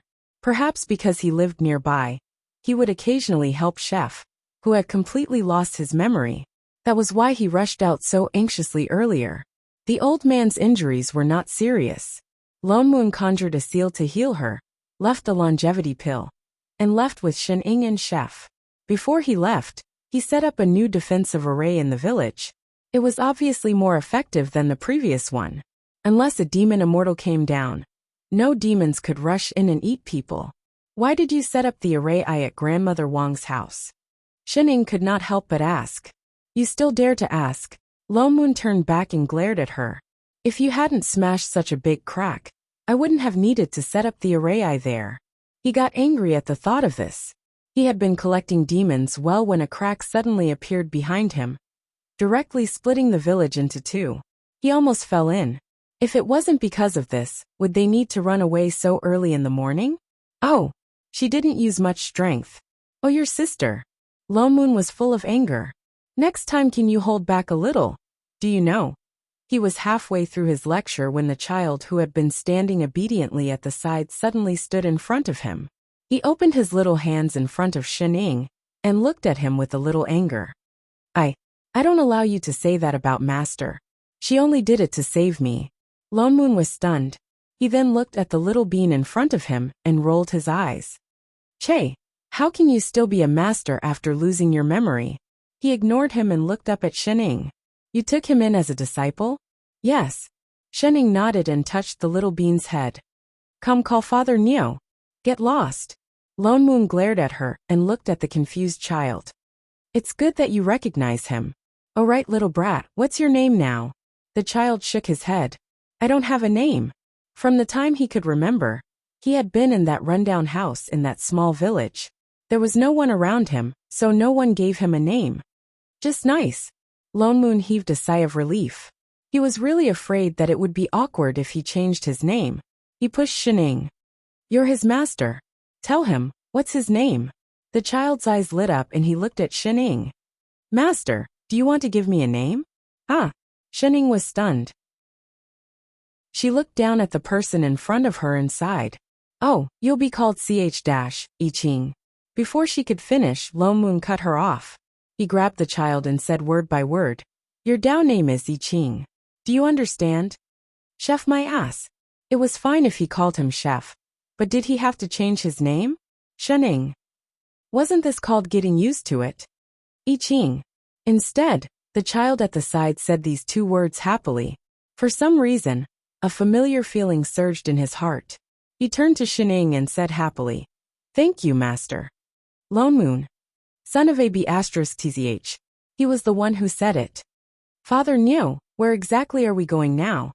Shening looked at the clouds that kept flying past them. They had been flying for more than 10 minutes. I'm so hungry. The corner of Lone Moon's mouth twitched. Hungry your ass. Didn't you just freaking finish your dinner? He turned back and glared at her. He looked ahead and replied, We're going to the Honesty sect in the Upper Azure world. What? What place is that?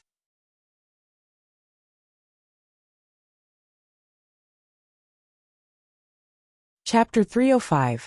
That's a mid-level immortal cultivation sect in the Upper Azure world. Lone Moon explained casually. When I just came back, I already inquired about it. Honesty sect is mostly sword cultivators, and he wants to start cultivating as soon as possible. That place is suitable for Chef I Ching. So I've already gone over there to join Honesty sect in our names. Oh, that meant he went out to find a meal ticket. Father Neo was indeed a responsible person. Before I Ching's cultivation is successful, we will stay there. Lone Moon looked down at Chef.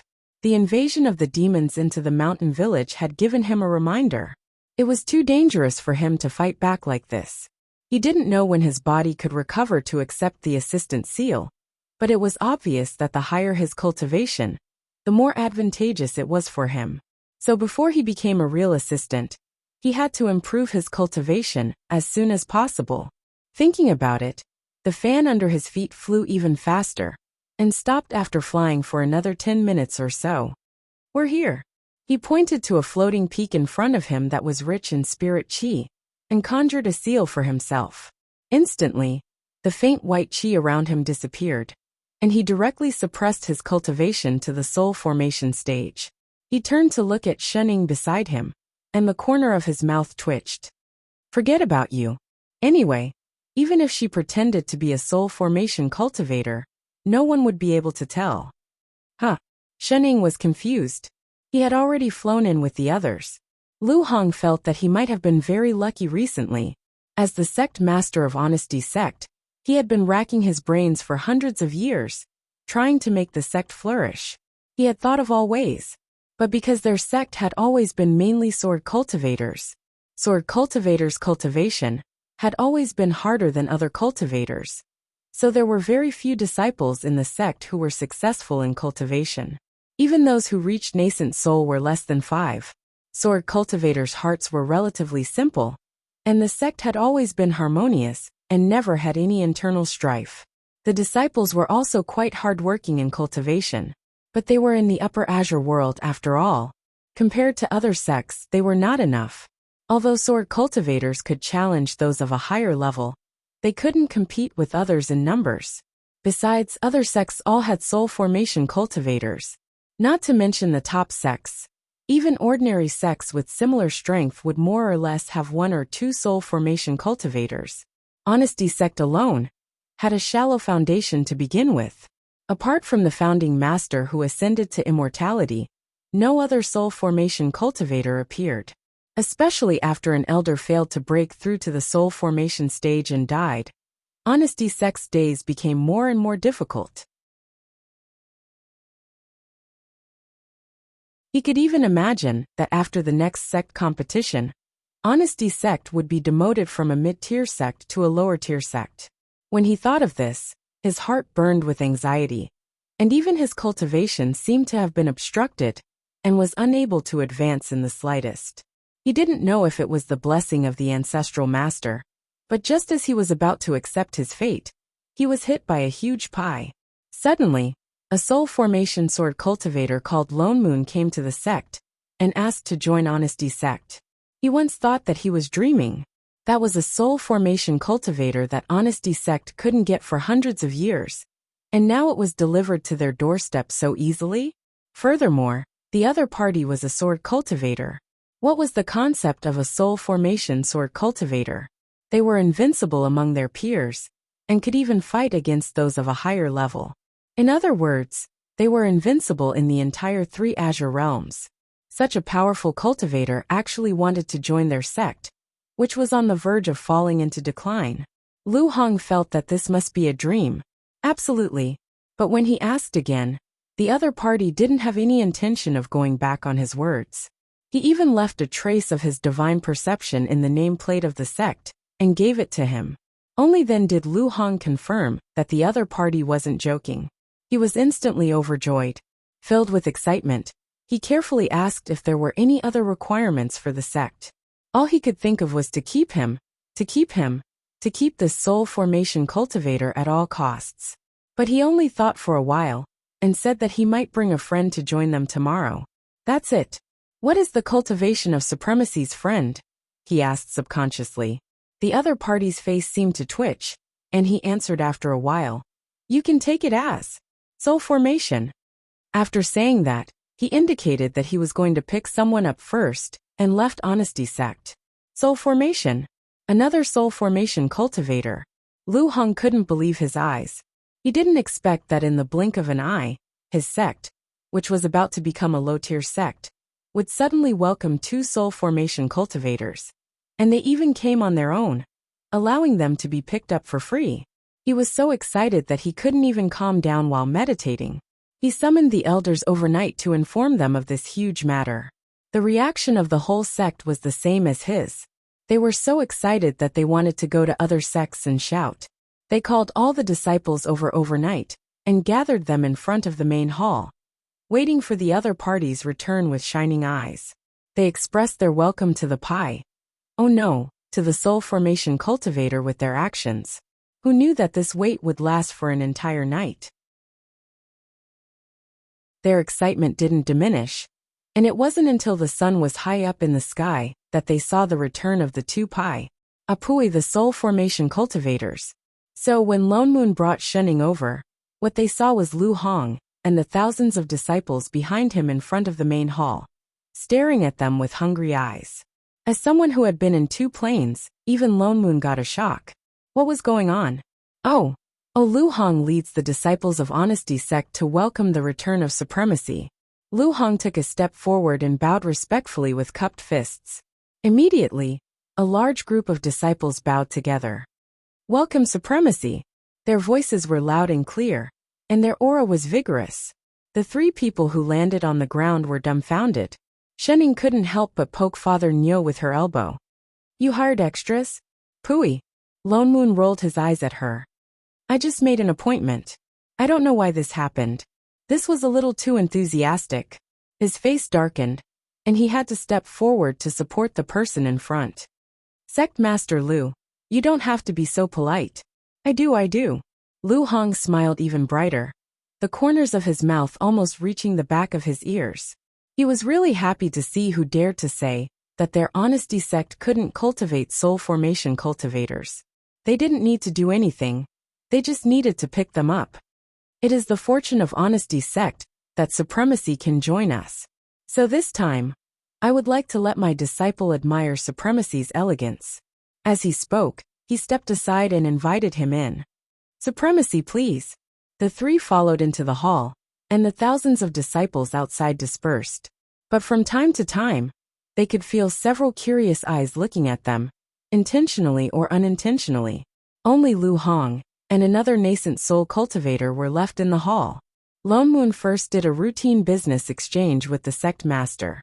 After a while, he looked at the 2 and said, "Oh yes, we just came here and are not familiar with our sect.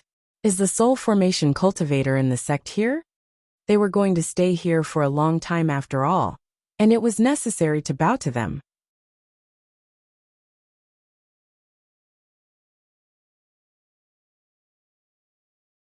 Chapter 306. Lu Hong stiffened, and a trace of surprise flashed across his face. Could it be that he didn't know that there were no soul formation cultivators in Honesty Sect? He immediately became nervous, afraid that the other party would go back on his words.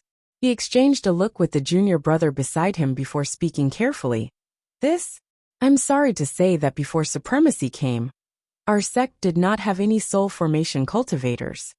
Lone Moon didn't expect that this sect would be so weak, but thinking that it was a mid-tier immortal sect, he didn't mind. What about the nascent soul cultivators? There are 3. 3. So few. Was it so hard to survive in the Upper Azure world now? Yes, one is me. The other is my junior brother Lu Rue. Oh, what about the other one? Wasn't there supposed to be 3? The other one unfortunately failed to break through to the soul formation stage a month ago, and passed away. Lone Moon. Shining. Ishao. Wasn't there only 2 of them? No wonder they were so enthusiastic, and even lined up the whole sect to welcome them. There were only 2 nascent soul cultivators in the whole sect. How dare they call themselves a mid-tier immortal sect? Even the ordinary immortal sects in the Middle Azure world weren't so shabby. Forget it. Lone Moon sighed. Anyway, They were only staying in the lower realm for chef. We're a little tired from the journey. Sect Master, please arrange a place for us to rest. Of course, of course. Seeing that they didn't leave directly, the sect master heaved a sigh of relief and immediately led them out of the hall. Supremacy Anne. He looked at Shening, who had already eaten half a plate of fruit, and then remembered that this should be the friend that Supremacy Lone Moon mentioned. He actually forgot to ask. Her name is Shening. Lone Moon introduced. The child beside her is her disciple I Ching. Lu Hong subconsciously looked at her cultivation, but didn't see any fluctuations of spirit power around her. His heart sank. She was indeed a soul formation cultivator. She could hide her aura so well. He hurriedly bowed respectfully. Supremacy Shun. Then he looked at Chef beside him. Little friend I Ching. With that said, he led the three out of the main hall and went to the back. After passing through a few teleportation arrays, it didn't take long for them to arrive at a floating peak. All he could see was a field of pink. This was a peach forest, and the flowers were in full bloom. It looked very beautiful, and he could faintly see some low-level spirit herbs everywhere. There was a small building in the forest that was extremely elegant. This? Lone Moon was a little confused. The scenery was good, but wasn't the spirit chi here too thin? Normally, immortal mountains and blessed lands would not easily grow mortal plants. This peach blossom forest was obviously not specially planted. Instead, it grew on its own due to the sparse spiritual energy. To put it lightly, being able to reach core formation in a place like this was already a sign of fate. This is the place with the most abundant spirit chi in our sect. Lu Hong, on the other hand, had an excited expression on his face as he introduced the place. He couldn't help but reveal a bit of envy in his eyes. So this is the place where the founder of our sect cultivated. It is rumored that it is the place where the spirit vein passes through. Spirit vein? You must be joking. Are you sure there is a spirit vein here? Lu Hong stiffened for a moment and said with some embarrassment. Ever since the ancestral master ascended, the spirit chi here is indeed different from before. But, as compared to the other peaks, it is indeed much thicker. Lone Moon turned to look at the other spirit peaks. He didn't notice it earlier, but now that he took a closer look, the spirit chi was indeed getting thinner and thinner. Suddenly, he had the urge to turn and leave. I Ching wanted to cultivate. This kind of spirit chi was definitely not enough. Instead, Shening turned to poke Lu Hong and asked, Sect Master, do you provide meals? Lu Hong faltered for a moment, thinking that she was afraid that the disciples around her would be hungry without grain liberation. He immediately nodded and said, Yes, yes, yes. Our sect doesn't have much else, but we have especially many low-level disciples. That's why there are several canteens in the sect. All right, we'll stay. Shen Ying's eyes brightened. That's enough from you. The corner of Lone Moon's mouth twitched. Don't stop walking the moment you hear about food. And that sect master Lu, he has so many low-level disciples, and none of them have grain liberation. What's there to be proud of? Lone Moon felt a little mentally tired. He took a deep breath and said, Forget it, if you want to stay then stay. Sect Master Lu, please bring some high-level Dharma artifacts over. I'll borrow them, and set up a spirit gathering array. After a long time, perhaps the spirit meridians below will be able to recover. Recover the spirit meridians. That was something that would benefit the entire sect. Lu Hong's eyes brightened, and he immediately took out his storage bag. All right, all the Dharma treasures of our sect are here. What level of Dharma artifact does Supremacy want? The higher the better. Lu Hong thought for a moment, and immediately took out a spirit sword from his bag. He handed it over with a face full of excitement. This is the highest level Dharma artifact of our sect, the Dharma treasure of our sect, Demon Slaying Sword. Supremacy, please see if you can use it. Lone Moon looked at the demon slaying sword that he carefully held up. The corner of his mouth twitched violently. Are you kidding?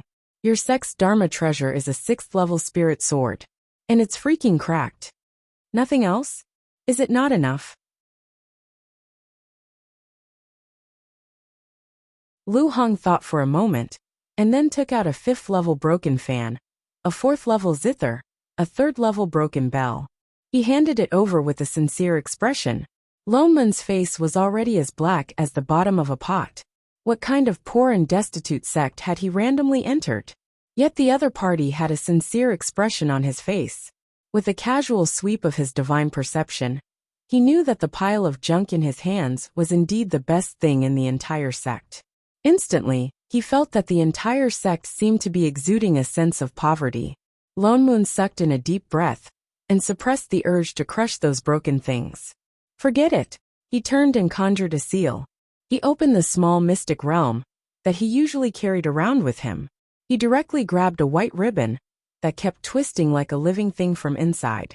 Instantly, the surrounding spirit chi increased tremendously. It was astonishingly rich, as if it was about to materialize. Without any guidance, it surged into his body. Lu Hong's spirit was instantly lifted. Even his cultivation that had not moved for a long time was slightly loosened. He could not help but stare at the white object in Lone Moon's hand with wide eyes. Could this be a spirit meridian? He exclaimed. It's an immortal. Lone Moon stopped halfway inside. Forget it. Just take it as a spirit meridian. He still had half of the immortal meridian that the little bird had given him. He directly took 2 steps forward, conjured a seal, and planted the half of the immortal meridian in his hand.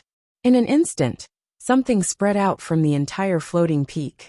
The originally thin spiritual chi instantly surged and filled every corner of the sect. The ground also shook. With the help of spirit chi, Honesty Sect, which was originally floating more than 10 meters in the air, began to rise straight up. In a moment, it was already floating above the clouds. The richer the spirit chi in the blessed land, the higher it would float. This was common knowledge in the 3 azure realms. But no one had ever seen it go straight up into the sky. Lu Hong was so shocked that he dropped the Dharma artifact in his hand. He opened his mouth wide in disbelief. Come with me for a while. Lone Moon tugged at the dumbfounded Lu Hong. Supremacy, where are we going? Lu Hong was still confused. To check the accounts. I just can't stand the sight of you being so poor. Lu Hong. Shening. I Ching. Fruit Daddy was still the same daddy. _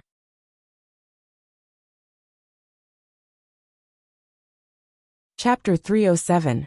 Shening and the others stayed at Honesty Sect. Because of the immortal meridian, Honesty Sect, which was supposed to be a low-class sect, became the sect with the densest spirit chi in the Upper Azure world. Immortal chi was denser spirit chi. Although it was only a small section of the broken meridian, it was hundreds of times stronger than ordinary spirit meridians. And the peach blossoms all over the mountain, because the ordinary plants could not withstand the dense spirit chi, withered visibly, and the spirit plants all over the ground began to grow wildly. Perhaps it was a coincidence that the floating peak they lived on was called Flutterless Peak. For convenience, Lone Moon changed it to Invincible Peak. Perhaps because he mistakenly entered a poor sect, Lone Moon felt that it hurt his dignity as a CEO.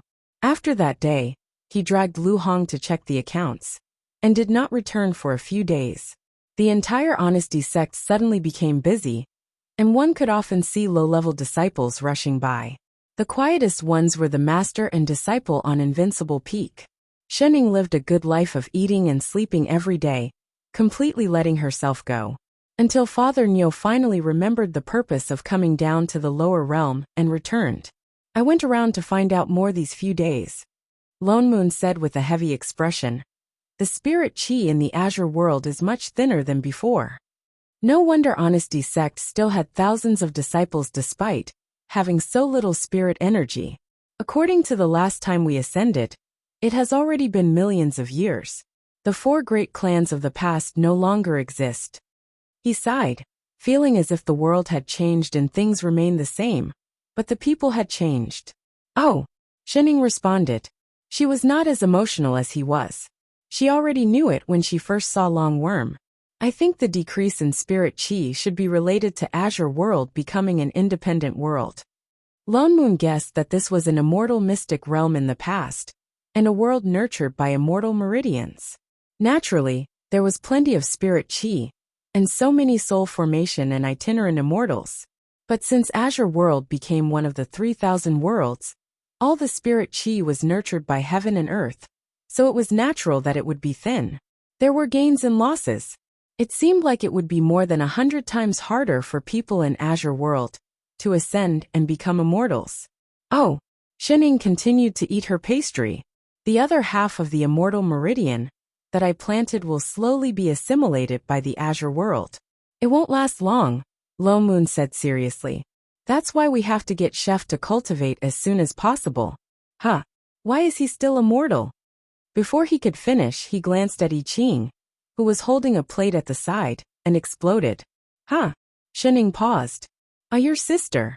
Lone Moon snatched the cake from her hands. Didn't I give you the basic cultivation jade slip for you to teach him? What have you been doing these past few days? At least teach him how to draw chi into his body. It's been almost half a month. How come he hasn't even cultivated chi? So troublesome. Troublesome my ass. You're just lazy. Father Neo, Shining suddenly said seriously.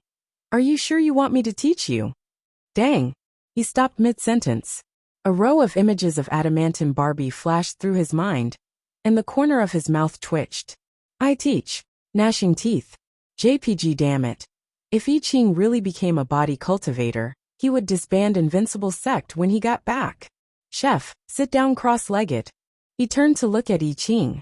I Ching paused and subconsciously turned to look at Shining. Seeing that she had no intention of objecting, he put down the cake in his hand and turned to sit down.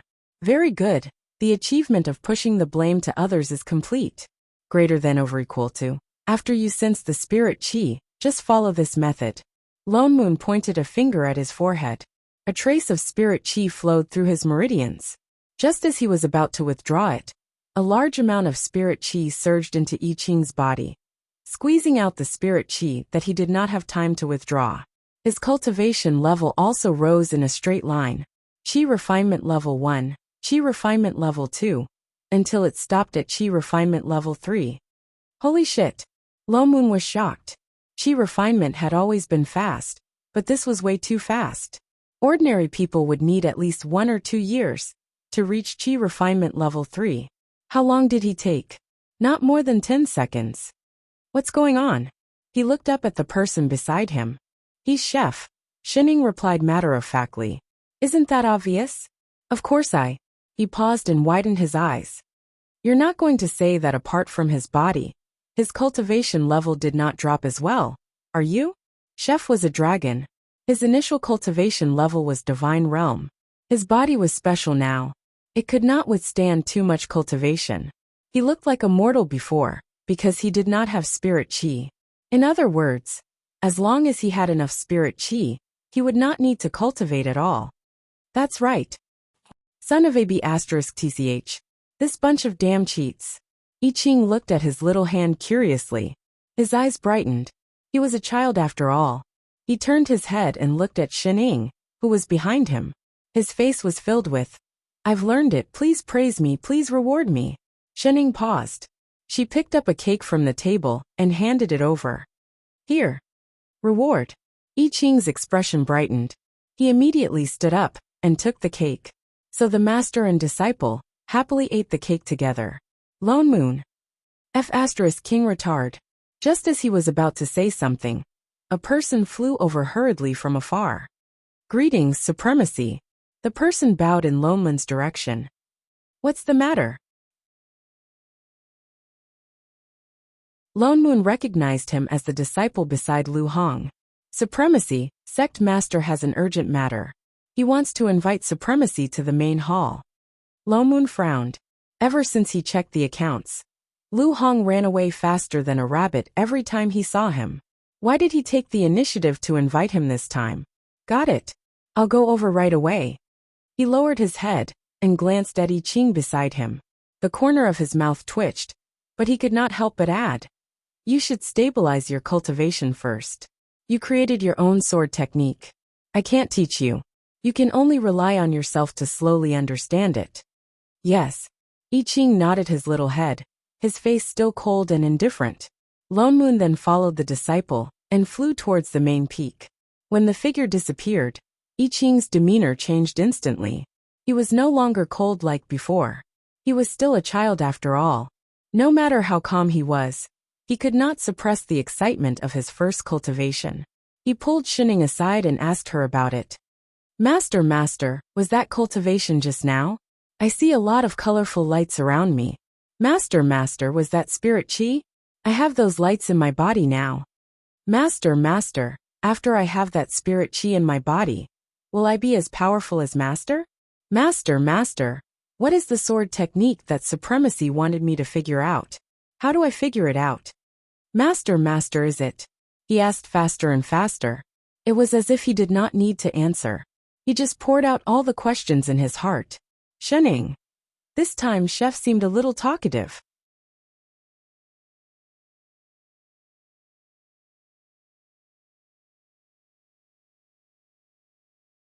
Chapter 308. She glanced at the person in front of her, whose eyes were bright with excitement, and who kept asking questions. Shining wanted to answer a few times, but she couldn't get a word in. Her ears were filled with his rapid-fire voice. After asking dozens of questions, he finally seemed to be tired. His voice became slower and slower, and his eyelids drooped down, looking like he was about to fall asleep. He was a child to begin with. He had cooked 2 meals in the morning, and had just learned how to draw chi into his body. It was normal to be tired. Master, I often don't understand what you're talking about. Did I forget something? Master, I can cook a lot of delicious food? So, you'll always be with me, right? Master, I Ching likes you more than Grandma Wang. With that said, he seemed to be unable to hold on any longer. His little body swayed and fell forward, looking like he was about to hit the ground. Shining casually scooped him up and carried him back, her eyes darkening. With a sigh, he turned around and walked into the house. Hopefully he wouldn't sleep for too long. After all, he still had dinner. Speaking of which, who was Grandma Wang? Fortunately, Chef only slept for 2 hours before waking up. I Ching rubbed his eyes and got up. He was stunned when he saw Shining guarding by the bed. His little eyes brightened instantly. He didn't know why, but he felt warm in his heart. When he was in the small mountain village, he was always alone. That was why he was especially envious of the other children in the village. They had parents beside them when they slept. Even Ñoño had Grandma Wang. Only he didn't. Every day, he slept alone and woke alone. Although he was already used to it, he always felt that somewhere was empty. But now he seemed to have one too. He had a master. He turned and hugged the person beside him. His whole little head was buried in her. Shining didn't pay attention, and was almost knocked down by him. She hurriedly moved one leg to the side to stabilize herself. Coincidentally, she kicked the bamboo basket at the side. With a crash, fruit cores fell all over the ground. I Ching was still in her arms. He looked at the fruit cores on the ground, then looked at Shining. Suddenly he understood something. His little brows furrowed in disapproval. Shining subconsciously looked at the sky, pretending that she didn't see anything. Master, didn't you say that these fruits are not ripe yet, and can't be eaten for the time being? Air. This is actually what Father Nyo ate. Yes, definitely. Must her. Alright, I was waiting for you to wake up. I was bored after sitting for too long, so I ate a few. You finished eating. Chef had indeed changed. He never talked about her in the past. He must have been led astray by Father Nyo. Master. I Ching sighed and sat up straight like a little adult. His face was serious, and he was about to say something. Suddenly, a childish voice came from the door. He said carefully, Disciple Lu Tao requests to see Supremacy Shen. Uncle Master I Ching? Lu Tao. Who? Shining paused. Seeing that there was no response from the outside, he probed. Supremacy, little Uncle Master, are you there? Here. I Ching answered and immediately jumped down from the bed. He brushed off the wrinkled corner of his clothes and glanced at Shining. Come in. Only then did the creaking sound of the door being pushed open. Unexpectedly, a child about the same age as I Ching came in. He had a round face and small eyes filled with curiosity. He looked surprisingly round. Alright, very round. This was a little fatty. Even the blue and white disciple robe he was wearing looked like a Taobao buyer's show. He first looked at I Ching, then looked at Shenning, who was behind him. Perhaps it was because of his obesity that he bowed slowly. "Greetings, Supremacy, little Uncle Master." "What's the matter?" Shenning asked, replying to Supremacy, "My father." "No, the sect master." He seemed to have said it out of habit. After thinking for a while, he changed the way he addressed Shenning. "The sect master asked me to bring little Uncle Master to the disciple hall to record your disciple nameplate." I Ching was stunned. Then he remembered that Lone Moon seemed to have mentioned this before. He nodded. "All right." And Lu Tao looked at Shenning and continued. "Supremacy Lone Moon asked me to invite Supremacy Shen to the main hall." "Huh." Shenning leaned lazily against the headboard. "Why did Father Niu call her again? So troublesome." "Supremacy little Uncle Master, please follow me." Lu Tao hurriedly took a step to the side and made an inviting gesture. "Master, let's go." Seeing that Shenning had no intention of moving, I Ching could only turn around and grab her hand. Shenning then stood up and followed the little fatty to the transportation array in front of the house. Lu Tao wanted to bring I Ching to register his nameplate first, but I Ching refused. He sent Shenning all the way to the main hall and watched her enter, before turning in the direction of the disciple hall. Lu Tao looked confused. They could have arrived once they got out of the transportation array. Why did they have to go through the extra steps? But thinking back to his father's words, he suddenly seemed to understand something. "Little Uncle Master, you are so good to Master." No wonder he became the disciple of Supremacy. I Ching stopped in his tracks. He instantly remembered the dark history of a certain someone getting lost 5 or 6 times a day on a peak that was only a few hundred meters above sea level. He remained silent. But the little fatty was a little excited. He was the son of the sect master. Among the entire younger generation of disciples in Honesty sect, he was the youngest and the highest in seniority. Behind him was a row of junior brothers and sisters, and even apprentice nephews. So everyone had to add the word little in front of his address. Lu Tao, who was in the rebellious phase, was naturally very unhappy. He didn't expect an Uncle Master, the disciple of a soul formation Supremacy, who was even higher in seniority than him. He immediately felt better. So before the other party registered his nameplate, he called him Little Uncle Master first, with a very warm attitude. As if he had known beforehand that I Ching did not like to talk, he led him through several teleportation arrays, while gesticulating and chattering, introducing all kinds of things to I Ching.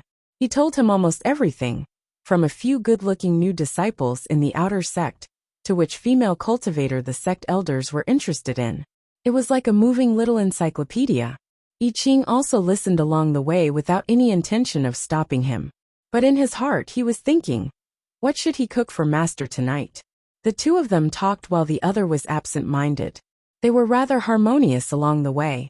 Seeing that they were about to reach the disciples' hall, there was a commotion in front. Lu Tao stopped in his tracks. Only then did he see a circle of people in front of the disciples' hall. They were all children less than 10 years old. Some wore blue and white disciple robes like him, while the other group wore green robes. They were divided into 2 sides, and seemed to be arguing about something. "Aren't they from Green Robe sect?" Lu Tao was stunned for a moment. He frowned and looked at I Ching. He explained casually, "I heard from my father that their sect was exterminated by the demon clan. My father and Uncle Master saved some disciples with great difficulty. Why are they gathered here? Little Uncle Master, let's go and take a look?" "Yes." Chapter 309. I Ching nodded and walked over quickly. Before they got close, a small figure suddenly flew out of the crowd and fell in front of them with a thud. Lu Tao was stunned, and his eyes widened. Little junior brother. He obviously knew him, and hurried to help him up. "It's little Uncle Master Lu Tao," someone shouted, and the people who had gathered there all rushed over. Lu Tao held the fainted person in his arms, and his already fat face puffed up even more. "Who hurt little junior brother?" "It's me." Before the crowd could answer, a male voice came from the opposite side. The crowd immediately made way, and a thin and weak child walked over. He wore a green robe, and his eyes were full of disdain. He snorted and said, Who asked him to look down on people? Who are you? Lu Tao's chubby little face scrunched up. I am. Before the other party could answer, I Ching was stunned and blurted out, dog. He was actually the same child, who had no parents back in the small village. Only then did the young man in green see I Ching beside him. Wild boy, you are actually still alive. The child was shocked, and seemed to think of something. He glanced at Lu Tao beside him, and his eyes were full of disdain. I didn't expect you to actually join Honesty Sect, and I am Jing Qi, a disciple of Green Robe's sect. Remember it. Oh, I Ching seemed to not care at all, and added, I am I Ching. Jing Qi frowned, and some anger rose inexplicably. But Lu Tao fed the disciple in his arms an elixir, and looked up at Jing Qi. Why did you hurt my little junior brother? He stopped us from entering the disciple hall first, Jing Qi said angrily. He is not as skilled as others, so he can't blame us. You are talking nonsense. As soon as he finished speaking, a disciple beside him retorted, it was clearly your people who stole the sect's spirit herbs. So senior brother stopped you here, you bunch of thieves. Who stole your spirit herbs? Don't you slander us. Jing Qi said indignantly. How dare you deny it? The disciple pointed at a little girl behind him and said, the ones on her head are the ones. Only then did everyone turn to look at the little girl behind Jing Qi. Sure enough, she was wearing a garland on her head. There were colorful flowers on it, faintly exuding spiritual energy. That's the spirit grass that the sect leader told us to plant. Little senior brother has been taking care of it for more than a month. But as soon as they came, all of them were plucked clean. That was why they came to stop them. As soon as these words came out, everyone looked at the little girl. They were all young, and anger came quickly and directly. Even among the disciples of the Qingyi sect, there were many whose expressions changed. The little girl was so scared that she took a step back and hid behind Jing Qi. Her eyes turned red at once, and she grabbed the corner of Jing Qi's clothes tightly. With a crying voice, she said anxiously, I don't know, I just think those flowers are pretty, big brother Jing Qi. Jing Qi immediately put on a distressed expression. He was clearly still a child, but he directly turned around and hugged the little girl, who was 1 year older, into his arms, and comforted her. The scene was a little awkward no matter how one looked at it. Little junior sister, don't cry. My heart will ache. With that said, he turned around and glared at the other children in front of him. Isn't it just some broken grass? It's worth it for you to bully people like this. After understanding the cause and effect, Lu Tao was furious. It was clearly the other party who stole the spirit herbs first and injured them later. But she could still be so righteous. Stealing the sect's spirit herbs is a big crime. She must be punished for stealing. The little girl cried even more sadly. Are you all deaf? Jing Qi glared at him and said, my little junior sister already said that she didn't do it on purpose. She didn't even know that it was a spirit herb. As the saying goes, those who don't know are not guilty. This matter can't be blamed on her. At most, we will return it to you in the future. Whether she knows or not, the spirit herbs are with her now. Lu Tao said seriously. Lu Tao said seriously, she should be punished. Moreover, you injured my junior brother just now, so you're the same. You. Jing Qi became even angrier, his face full of anger, as if he had been greatly wronged. Suddenly, he thought of something, and turned to look at I Ching beside him. Wild boy, do you think so too? Ha! I Ching was stunned, and a trace of confusion flashed across his face. He had just thought of the 10th dish he was going to make for master tonight. My junior sister is still a child. Do you really have to be so aggressive? He said this as if the others were not children. I Ching glanced at the little girl behind him with a frightened face, and then understood what he was asking.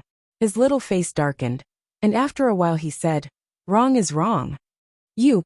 Jing Qi's face was full of disbelief, as if he had been betrayed. You are actually such an ungrateful person.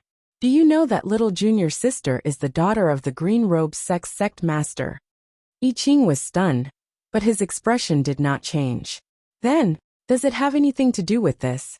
If not for the protection of the Green Robe sect, the people in our village would have been eaten by demons long ago. I didn't expect that once you joined Honesty Sect, you would help others to deal with the daughter of your benefactor. He said righteously. You are really too cold-blooded. I Ching frowned. The villagers were obviously saved by Master and Supremacy Lone Moon. What did this have to do with the Green Robes sect? Cut the crap. Lu Tao could not bear to listen anymore. He looked at the surrounding disciples and said, "Catch these two thieves who stole the spirit herbs and hurt people." The surrounding disciples immediately surrounded them.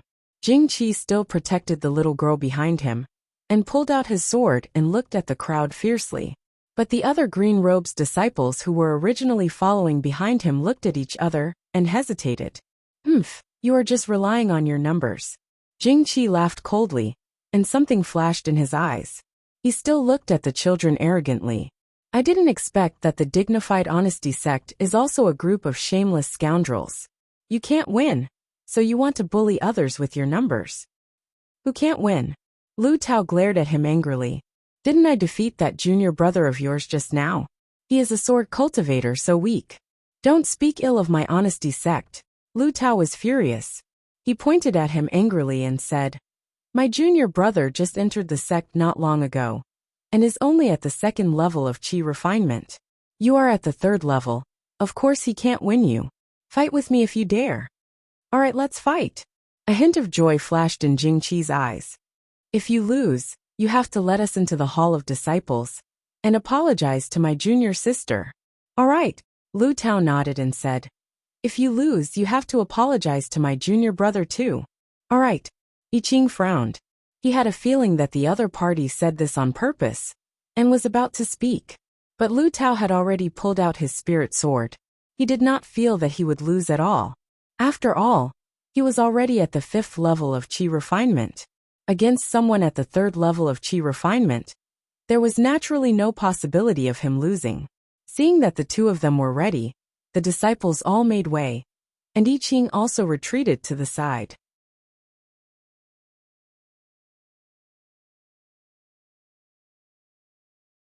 Chapter 310. The Qi refinement disciples had yet to learn any spells. Although it was a competition, it was just a competition of sword techniques. Although Lu Tao's body was round, it did not hinder his movements at all. His moves were not slow at all. It could be seen that he had practiced a lot. What surprised everyone was Jing Qi. He was not slower than Lu Tao at all. Not only could he block every move, but he could also counterattack at the right time. I Ching could not help but be surprised. Jing Qi had only joined Green Robes sect for a few months. He did not expect his sword techniques to be so powerful. He did not look like he was only at the 3rd level of Qi refinement. But his cultivation was lower than Lu Tao's after all. He had some advantages at the beginning, but Lu Tao's cultivation did not increase for nothing. After a long time, Jing Qi's spirit power was obviously not enough, and he began to lose. So Lu Tao sped up his sword moves and attacked directly, intending to end this competition. He even deliberately moved half an inch to prevent hurting people. The sword was about to land on his opponent's neck. Jing Qi's complexion suddenly sank. With a turn of his hand, a red flame instantly rushed towards Lu Tao, striking him away. The next moment there was a bang. Lu Tao fell several feet. Fortunately, he was wearing a Dharma robe, which directly absorbed the flame. Other than a little pain, he was not burned by the fire. However, Jing Qi's sword was already pressed against his neck. Jing Qi looked at him mockingly and said coldly, "Damn fatty, you've lost." Lu Tao was stunned. He looked at the sword that fell not far away, and did not react for a moment. The people present all exclaimed in a low voice. That was the fire manipulation art, right? He can manipulate fire at the 3rd level of Qi refinement. So powerful. That is a spell that can only be used by Foundation establishment cultivators. He actually defeated Little Uncle Master Lu Tao. Little Uncle Master is at the 5th level. Yes, I did not expect Green Robe sect to have such a powerful person. I heard that he has a heaven spirit root. For a moment, everyone looked at Jing Qi with excitement. Even the hostility just now had lessened a lot. Jing Qi snorted coldly, as if he did not see their shocked expressions. He looked at the people below with even more disdain. Damn fatty, admit defeat. Quickly apologize to my little junior sister. Lu Tao was not angry, nor did he feel humiliated. He quickly got up and bowed to the little girl not far away. I'm sorry. You can go to the disciples' hall now. After thinking for a moment, he added, but I will still tell the sect leader about you guys plucking the spiritual herbs and injuring little junior brother. This was a different matter. He was still very clear about it. You. Jing Qi was exasperated, and the way he looked at Lu Tao became even fiercer. After a while, he took a deep breath.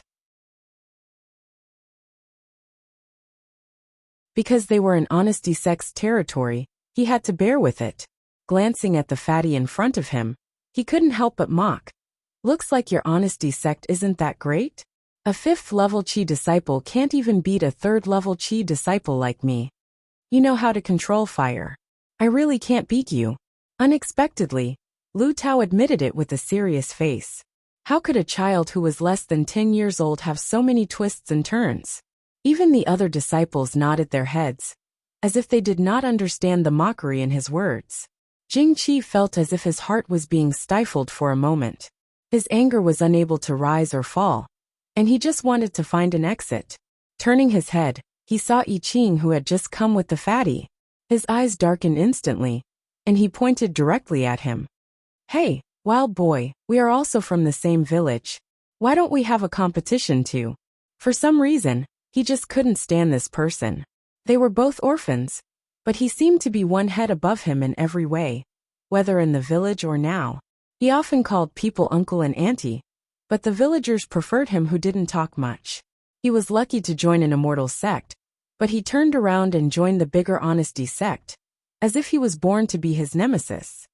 Don't worry, I won't use the fire manipulation art, he said with some eagerness, as if he wanted to prove something.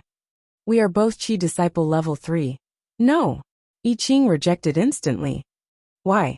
He was stunned for a moment, and then he laughed coldly and provoked him. Are you afraid that you can't beat me and lose to me? Yes, I can't beat you. He hadn't learned sword techniques yet. Jing Qi was speechless. He didn't expect I Ching to really admit it. Suddenly, it was like punching cotton, and he felt depressed and suffocated. I Ching thought for a while and added, I'm not free either. He had to go back and cook for master later. It took him a lot of effort to think of 20 dishes. With that said, he directly turned and walked into the disciples' hall without waiting for the other party's reaction, and also called the little fatty away. Only Jing Qi was left, his face dark, and his hands by his side instantly clenched. In the main hall, Sect Master Lu Hong sighed and looked at Lone Moon beside him. I didn't expect the demon race to be so rampant now. They actually dared to gather people to attack an immortal sect. Green Robe's sect was careless, and thus fell into their hands. They didn't activate the protective mountain array? Lone Moon frowned. Normally, every sect would have a protective mountain array to block the enemy's attack, and to buy time for rescue. Green Robe's sect was not far from Honesty Sect. Even if the rescue was not in time, it wouldn't be to the extent of being wiped out, right? I also don't know why their protective mountain array was not activated. Lu Hong shook his head. By the time I received the news, it was already too late. But I found the demonic aura of a 10th-level demon king there. I'm afraid that even if the array was activated, it would not be able to stop those demons. 10th level? The demon king personally attacked? He suddenly thought of a certain rabbit. When did the demon race become so courageous? So many demons, why did they attack a small sect? I also don't understand this matter. Lu Hong also looked puzzled. They usually didn't have much contact with Green Robe's sect, but they also knew that it was a sect poorer than them. Apart from the sect master who was a nascent soul, there were very few golden core disciples in the sect. When Junior Brother and I received the message and rushed over, the entire Green Robe sect was almost slaughtered. Shening, what do you think happened? Lone Moon looked at Shening beside him. Huh. Shening looked up. The demon race attacked Green Robe's sect. The corner of Lone Moon's mouth twitched. They were in a meeting after all. Even if she was pretending, she should at least be more serious. Green Robe's sect is less than 100 miles away from here. To the south, Thinking of her poor sense of direction, he immediately changed his words. It's the immortal sect near the village that I Ching was previously at. Oh. Shenning seemed to have just reacted. The demon race has never acted in groups. Lone Moon frowned. First it was that small village, then Green Robe's sect. So many demons appeared together. And they were all nearby. There must be another reason. Shen Ying's eyes narrowed. After a while she said, that alarm. As expected, Lone Moon's heart could not help but tighten. You're tuning in to the Li Mei's Sword of Destiny YouTube channel. We're so grateful for your support. And don't forget to subscribe to join us on this incredible journey through captivating stories. Your generosity through donations truly makes a world of difference, as it's the primary source of revenue that allows me to expand and enhance this channel for you. Thank you from the bottom of my heart for being a part of this adventure.